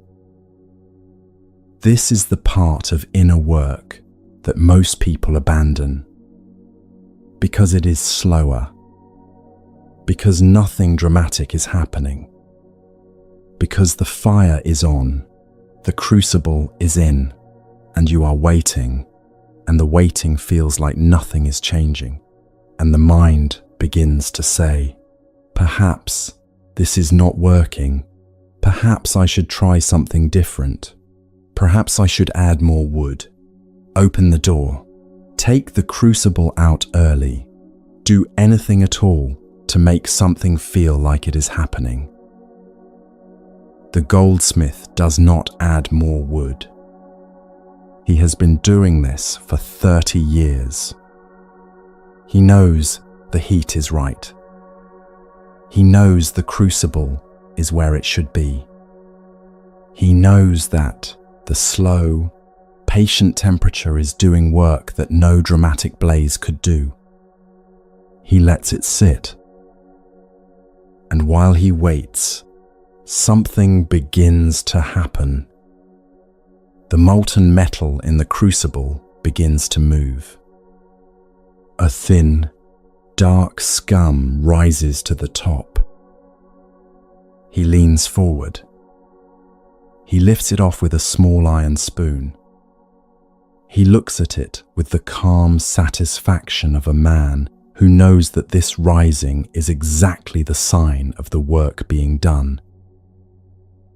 Your resentments, when they rise, are not a sign that you are a bad person. They are a sign that the heat is right.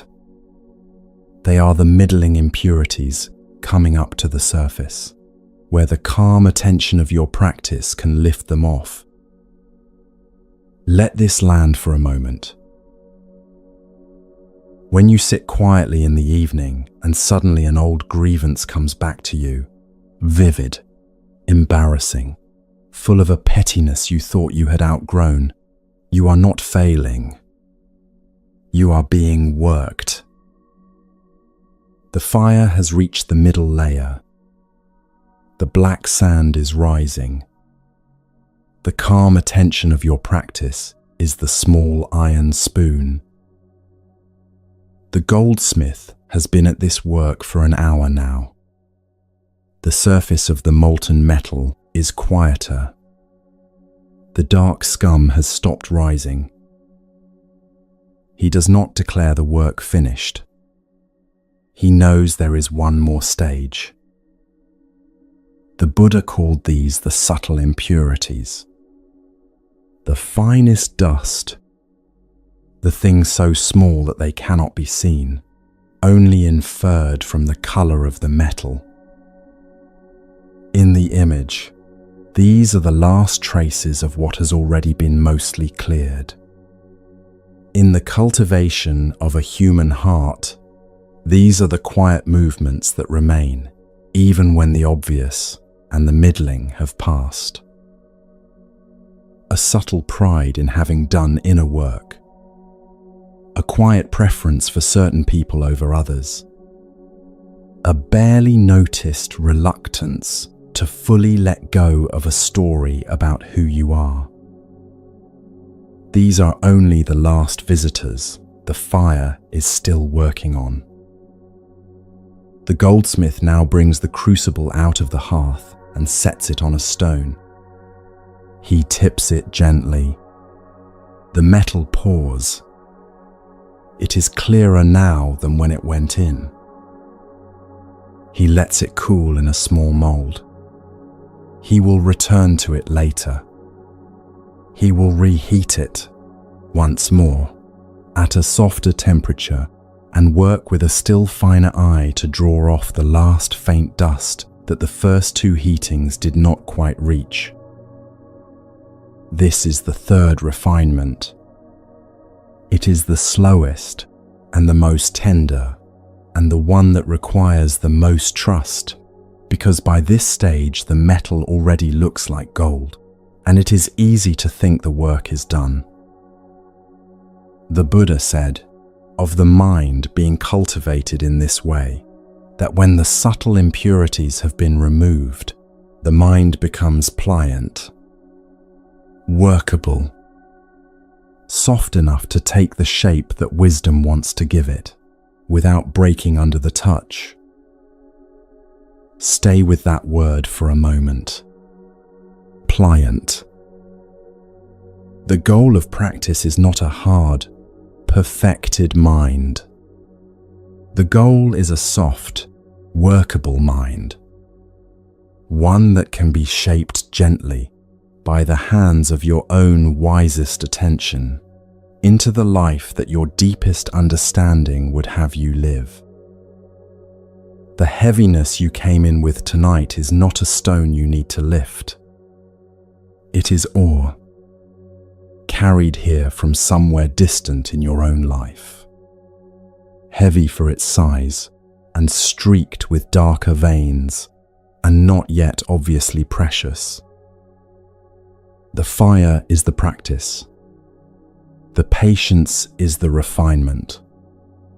The slow, undramatic work of sitting with what rises, noticing what has come up today, letting the calm attention of your awareness lift it off without shame and without triumph.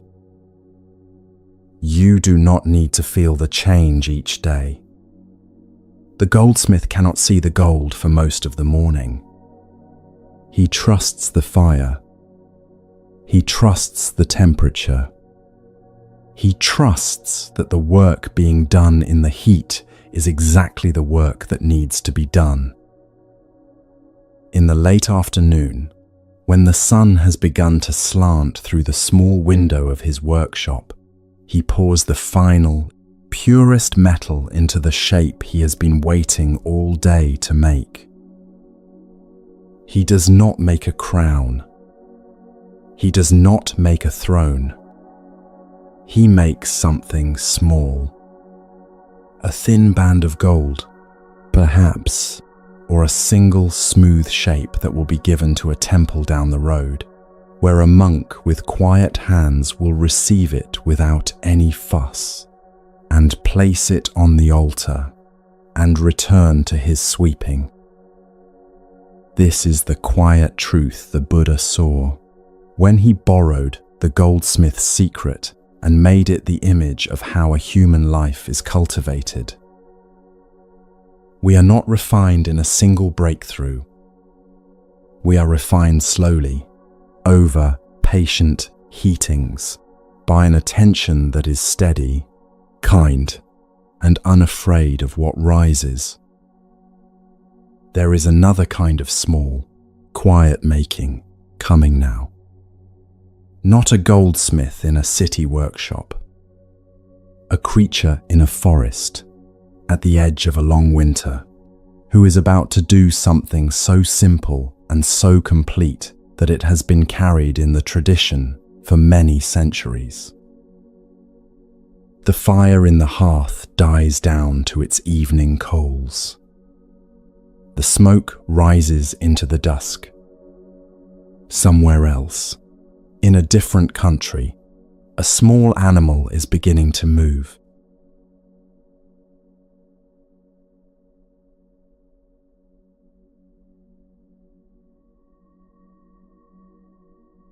The wind moved in the tall grass. The light was the pale silver that comes between sun and moon, when one has gone down and the other has not yet risen high enough to take its place. A hare sat in the clearing at the edge of a small forest, his ears alert, his small body very still, his breath quiet as the breath of a sleeping child. He had lived in this forest for all the days of his life. He knew the tracks of the deer. He knew the smell of the water. He knew the place under the banyan tree where the three friends he walked with most often gathered at dusk. A monkey, an otter, a jackal, and he was making his way to that place now through the cooling air. Tomorrow would be the full moon. In the villages beyond the forest, the humans kept an old custom on full moon days. They would set out a plate of rice. They would greet any wanderer who came to the door. They would try, for one day of the month, to live a little more quietly, a little more gently, a little more like the people they kept hoping they would one day become. The four animals had heard of this custom, and the hare, who was, in the stories the tradition tells, the Buddha in an earlier life, had gathered his friends the night before and spoken about it. We too, he said, should do this. We too should keep the full moon observance. If any beggar comes to our part of the forest tomorrow, let each of us give to that beggar whatever we have. The monkey had said yes. The otter had said yes. The jackal had said yes. And the hare had looked quietly at the ground between his paws, because the hare knew something the others did not yet know. Each of them had something they could give. Mangoes for the monkey, fish for the otter. The jackal, being a jackal, had his own ways of finding something. And the hare ate grass. And grass is not something that can be offered to a human being. Stay with him for a moment before the story moves. He is a small, plain being in a small, plain body, and what he eats is grass. And the problem he is turning over in his mind tonight is not a philosophical one. It is a practical one. When the beggar comes, what will I give? Perhaps you know this problem. Not in its literal shape. In the shape it takes when you are the tired one at the end of the long week. When someone you love needs something from you and you have been giving already for so many hours that the well seems dry. When a stranger stops you and asks for what little you have, and your hands are full of your own difficult day, and you do not know what is left in you to give. This is the question the hare is sitting with in the clearing. And because he carries, in the old stories, the mind that will one day become the Buddha, he is going to find an answer that is quiet and complete, and very different from the answer the monkey or the otter or the jackal will find in their own baskets. The night passed. The moon rose full. By morning, the forest was bright with a silver light that made each leaf seem lit from inside. Now, in the old story, a figure comes walking into the forest on that full moon morning. The tradition names him Saka, the king of the radiant beings who dwell in a higher realm, a being the tradition calls a devatar, which means a luminous one. He had heard about the hare. He had heard about the promise the four animals had made. And he had come down into the world, taking the shape of a poor, hungry Brahmin, to see for himself what the hare would do. Let me ground that word for you, because the tradition uses it often. A devatar in the early Buddhist texts is a luminous being who lives in one of the higher realms. It is simply another kind of being whose existence the early tradition accepted as part of the fabric of the world. Saka in the old stories often plays this role. He descends. He tests. He sees what the creature below will actually do when the moment arrives. He came first to the monkey. The monkey, when asked for food, climbed a tree and brought down a pile of ripe mangoes and set them at the feet of the Brahmin and said, "Please, take what you need."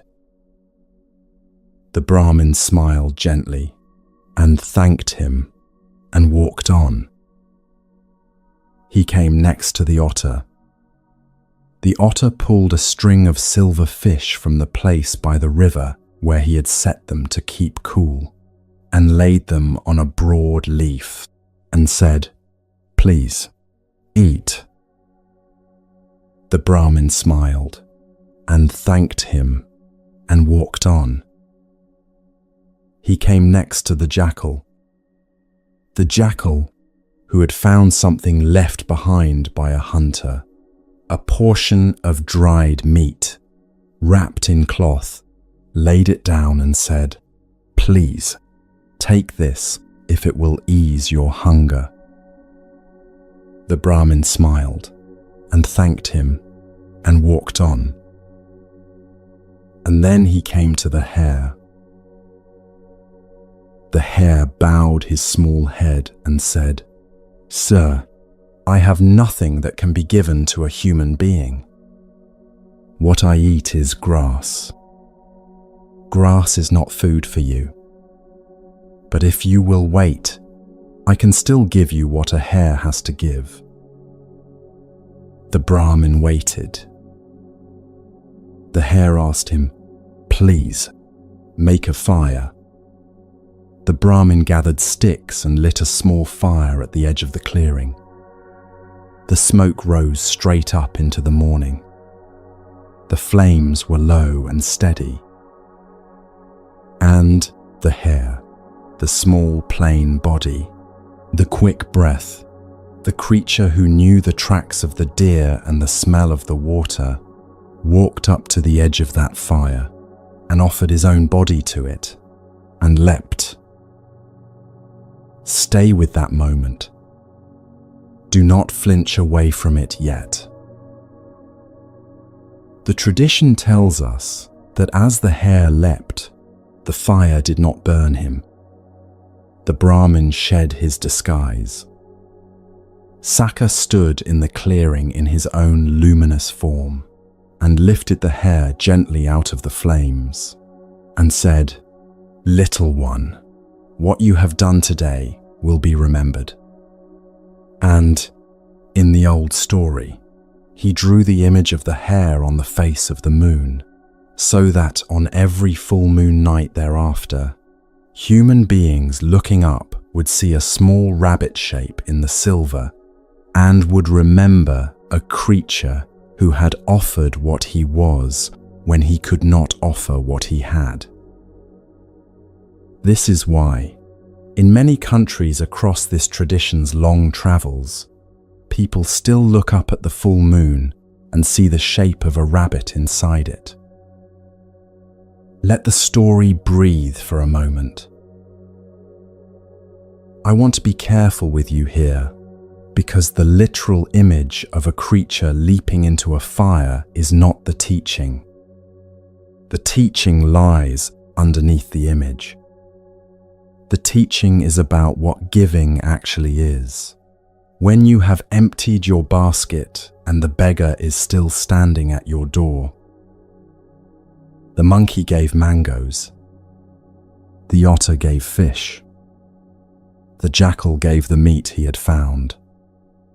Each of them gave something they had gathered and could easily spare. The hare gave what he was. And the old tradition remembered the hare's gift, not because it was dramatic, but because it was the only gift that contained the giver completely. You do not need to leap into a fire.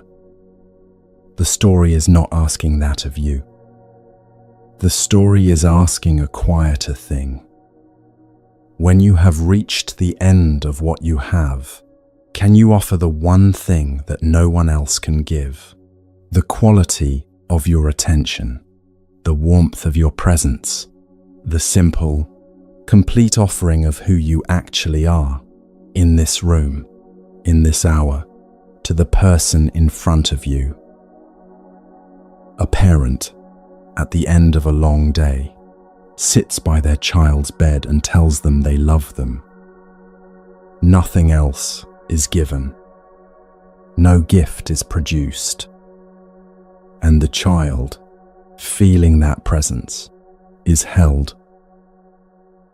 A friend, who has nothing to say that will fix the thing, sits beside the one who is grieving and does not leave and does not look at the clock. Nothing else is given, and the grief, feeling that presence, is less alone. A stranger, on a crowded train, lets another stranger have the last seat and does not make a fuss about it, and looks out the window. Nothing else is given, and the world, for a second, is a little kinder than it was a minute before. These are hare gifts, the kind of gift that does not come from the basket, the kind that comes from the creature. The tradition has a word for this quality of giving. The word is dana, which means, in simple English, generosity. The early teachings distinguish between the giving of things and the giving of oneself, and they say that when the second kind is offered, even from a small body with a quick breath, the offering reaches further than any basket of mangoes could. There is a way to hear this story that makes you feel worse about yourself, as though the teaching was saying, you should give more, you should give everything, you should be like the hare. That is not the teaching. The teaching is gentler. The teaching is saying, when you have nothing left in your basket, you are not empty. You are still a creature, and the creature is always the true gift. On the days when you have no mangoes, no fish, no dried meat, you still have the one thing no one else can bring, the simple fact of you, present, willing, quiet, in the space where another being is asking for warmth. If you are listening tonight at the end of a heavy day, feeling as though your basket is empty, hear the hare's secret as it is really meant. You are not asked to produce something. You are asked only not to leave the clearing. Stay. Be present. The presence itself is the mangoes and the fish and the meat, all folded into one soft offering that takes no effort to produce, because it is already what you are. The moon in the sky tonight is already silver with that old memory. Look up sometime soon and find the rabbit shape in its face. And remember that one of the oldest acts of generosity in this tradition was an act of complete, quiet presence from a creature who thought he had nothing to give. There is one more story coming. A last image, larger than all the others, that the Buddha himself used toward the end of his life, when he wanted to describe what is actually approaching all of us, at all hours, from all directions, and what the only wise response to it might be. The small fire in the clearing goes out. The hare walks quietly back into the grass, and somewhere on the horizon, at the edge of the next country, 4 mountains are beginning to move.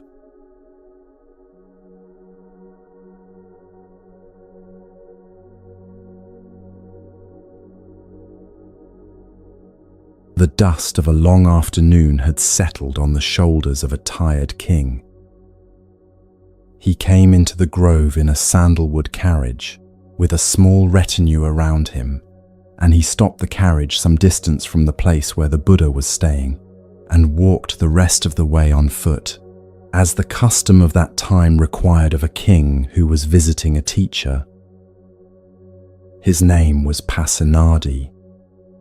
He was the ruler of the kingdom of Kosala, one of the 2 great powers of that age. He was a friend of the Buddha. He had known the Buddha for many years by now. He came to the grove often, when the affairs of his kingdom permitted. This afternoon was one of the days he had come.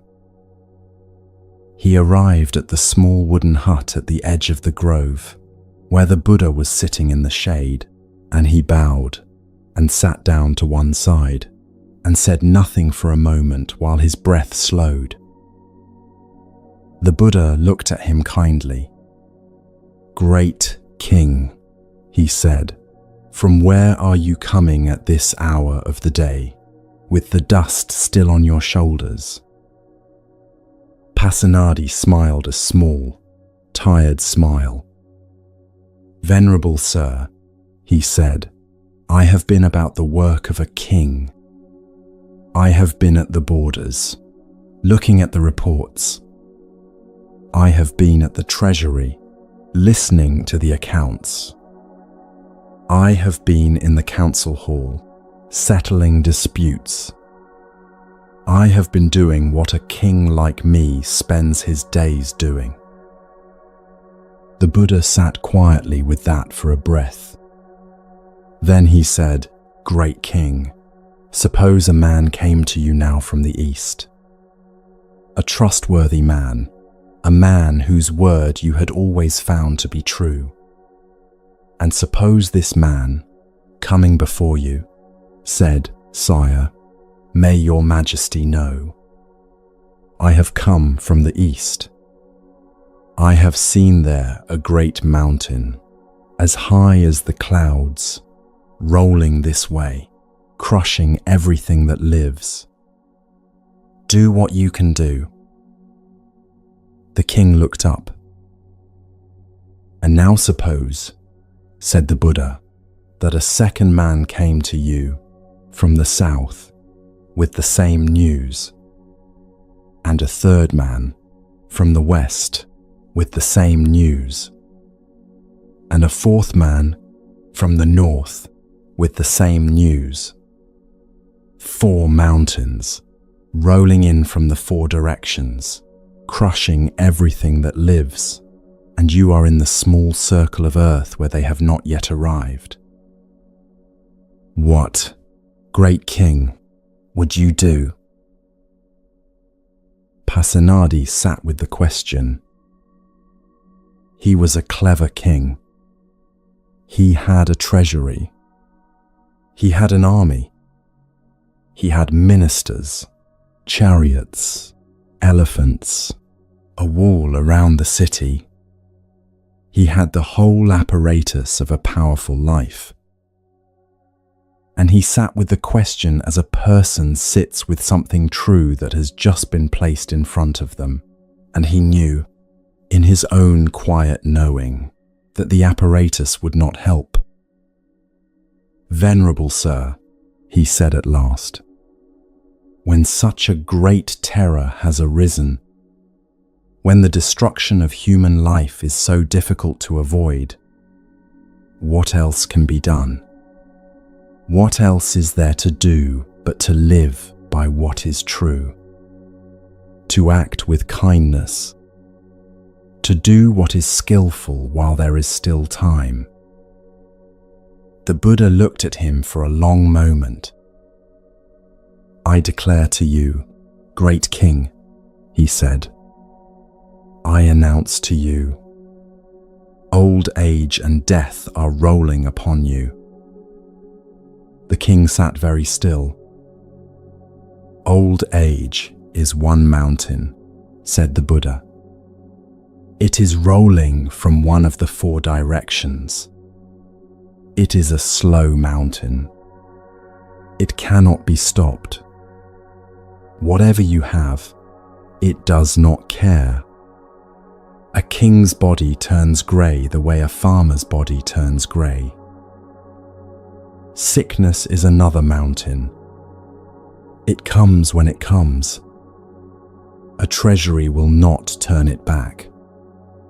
An army cannot be sent against it. A wall will not keep it out of the bedchamber. The loss of the ones you love is another mountain. It is rolling toward every person in every village, at every hour of every day, and it does not ask whether your house is large or small. And death is the 4th mountain. It is the one all the others roll ahead of.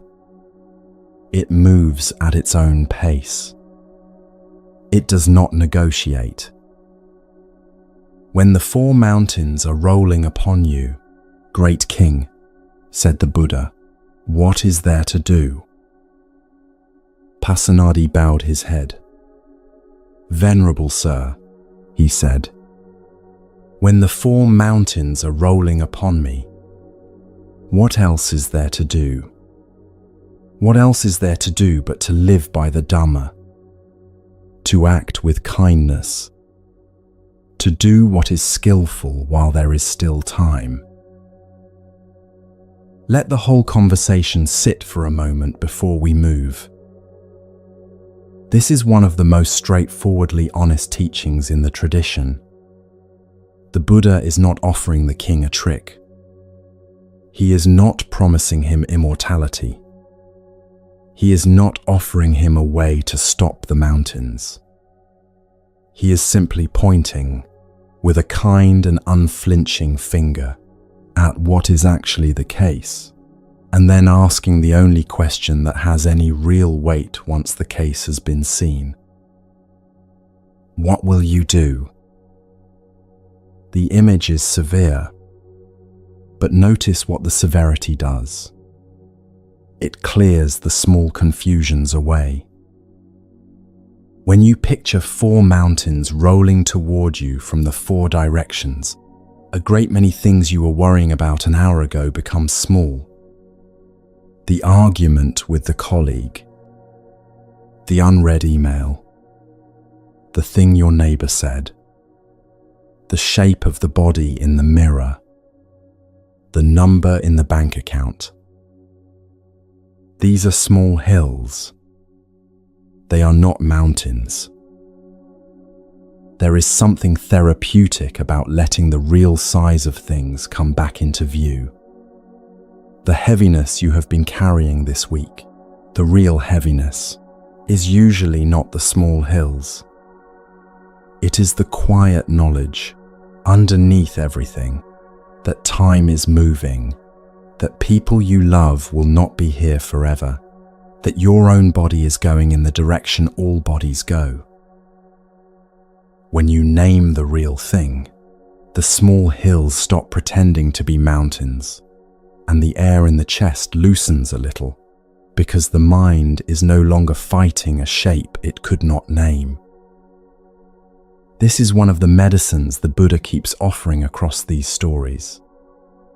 Not the medicine of escape, the medicine of seeing clearly. Now sit with the king's answer, because the king's answer is also the Buddha's answer. When the mountains are rolling, what is there to do? To live by the Dhamma, to act with kindness, to do what is skillful while there is still time. Hear how quiet that answer is. It is not dramatic. It is not the answer of a man who is panicking. It is the answer of a man who has been asked the real question, who has felt its weight, and who has found that underneath the panic there is a simple, dignified path that is always available, at every age, in every body, on every afternoon. The practice does not save you from the mountains. The practice is the thing that can be lived even while the mountains are rolling. These are 2 different claims, and the tradition has always been careful about the difference. No teaching in this lineage will stop your body from aging. No teaching will prevent the ones you love from going ahead of you or behind you through the door that opens once for each person. No teaching will hold back the slow mountain that is already a long way along the road toward where you are standing. What the teaching offers is different. It is the permission and the practice of walking across the circle of earth where you are still standing, as though each step on that circle were worth taking fully, as though each hour left were long enough to be kind in.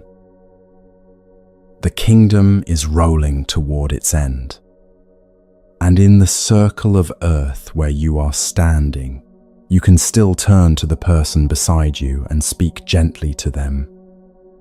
You can still sit with your own breath for 10 long minutes in the morning. You can still put your hand on the shoulder of someone who is grieving. You can still keep the one small promise you made to yourself about how you would like to live. This is the Dhamma the king was pointing at. This is what the Buddha was asking about. This is what is available, even now, even tonight, even in a life that feels heavy. Notice something else about the king's answer. The king does not say, "I will fight the mountains." The king does not say, "I will build a higher wall."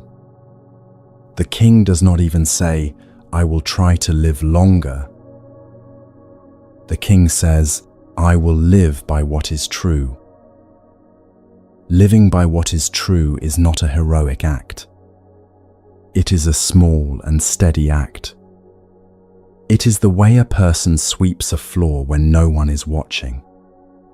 It is the way a person tells the truth when a lie would be easier. It is the way a person stays in the room when the room is difficult. These are the acts that stack up quietly across a life, and they form the inner ground that cannot be rolled over by any mountain, because they are not a thing that can be taken. They are only a way of being. There is a quiet teaching here for anyone who has been listening all the way through this evening. When life feels heavy, it is often because the mountains have come into view more clearly than they usually do. A death in the family has moved them closer. A diagnosis has moved them closer.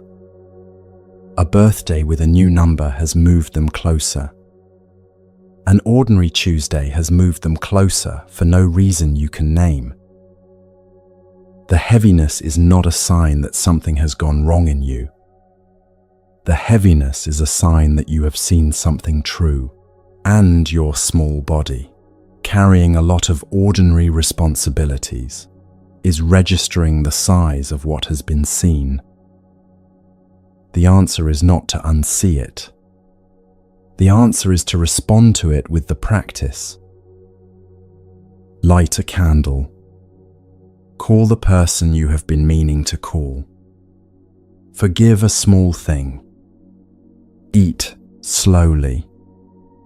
Speak gently to the child. Sit for 10 long minutes with the breath, and do not try to make anything happen. Write the difficult letter. Offer what the hare offered, which was the creature itself. Carry the small lamp. Receive the teaching from the stranger on the road. Be refined by the patient fire of your own attention. These are the forms the Dhamma takes in a life the size of yours. They are small. They are ordinary.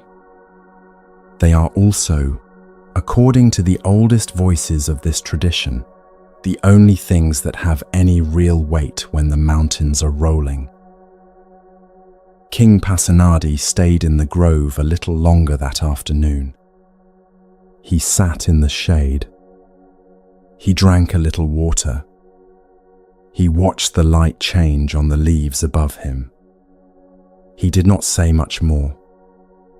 Eventually he bowed and stood up and walked back out to where his carriage was waiting and rode home through the evening air with a quieter mind than he had come with. The mountains did not stop rolling. The mountains never stop rolling. But the king had remembered the shape of the only adequate response, and in remembering it, a certain kind of heaviness had lifted off him, because the heaviness of not knowing what to do is often heavier than the heaviness of the thing itself. You, listening now, are the king in this story. The small circle of earth, where the mountains have not yet arrived, is the hour you are sitting in. The Dhamma the king was pointing at is available to you in exactly the form the king pointed at, in the ordinary shape of the next quiet, kind, skillful act you will choose to make. The heaviness you came in with tonight was not a sign that you had failed at being calm. It was a sign that you had been carrying the truth of things, and no one had yet helped you set it down into a shape you could live with. Here is that shape. Walk the small circle. Do what is skillful while there is still time. Be gentle with the creatures around you. Be gentle with the creature that is you. The evening is coming. The 9 stories have been told. There is one last thing to say before we close, and it is the quietest thing of all.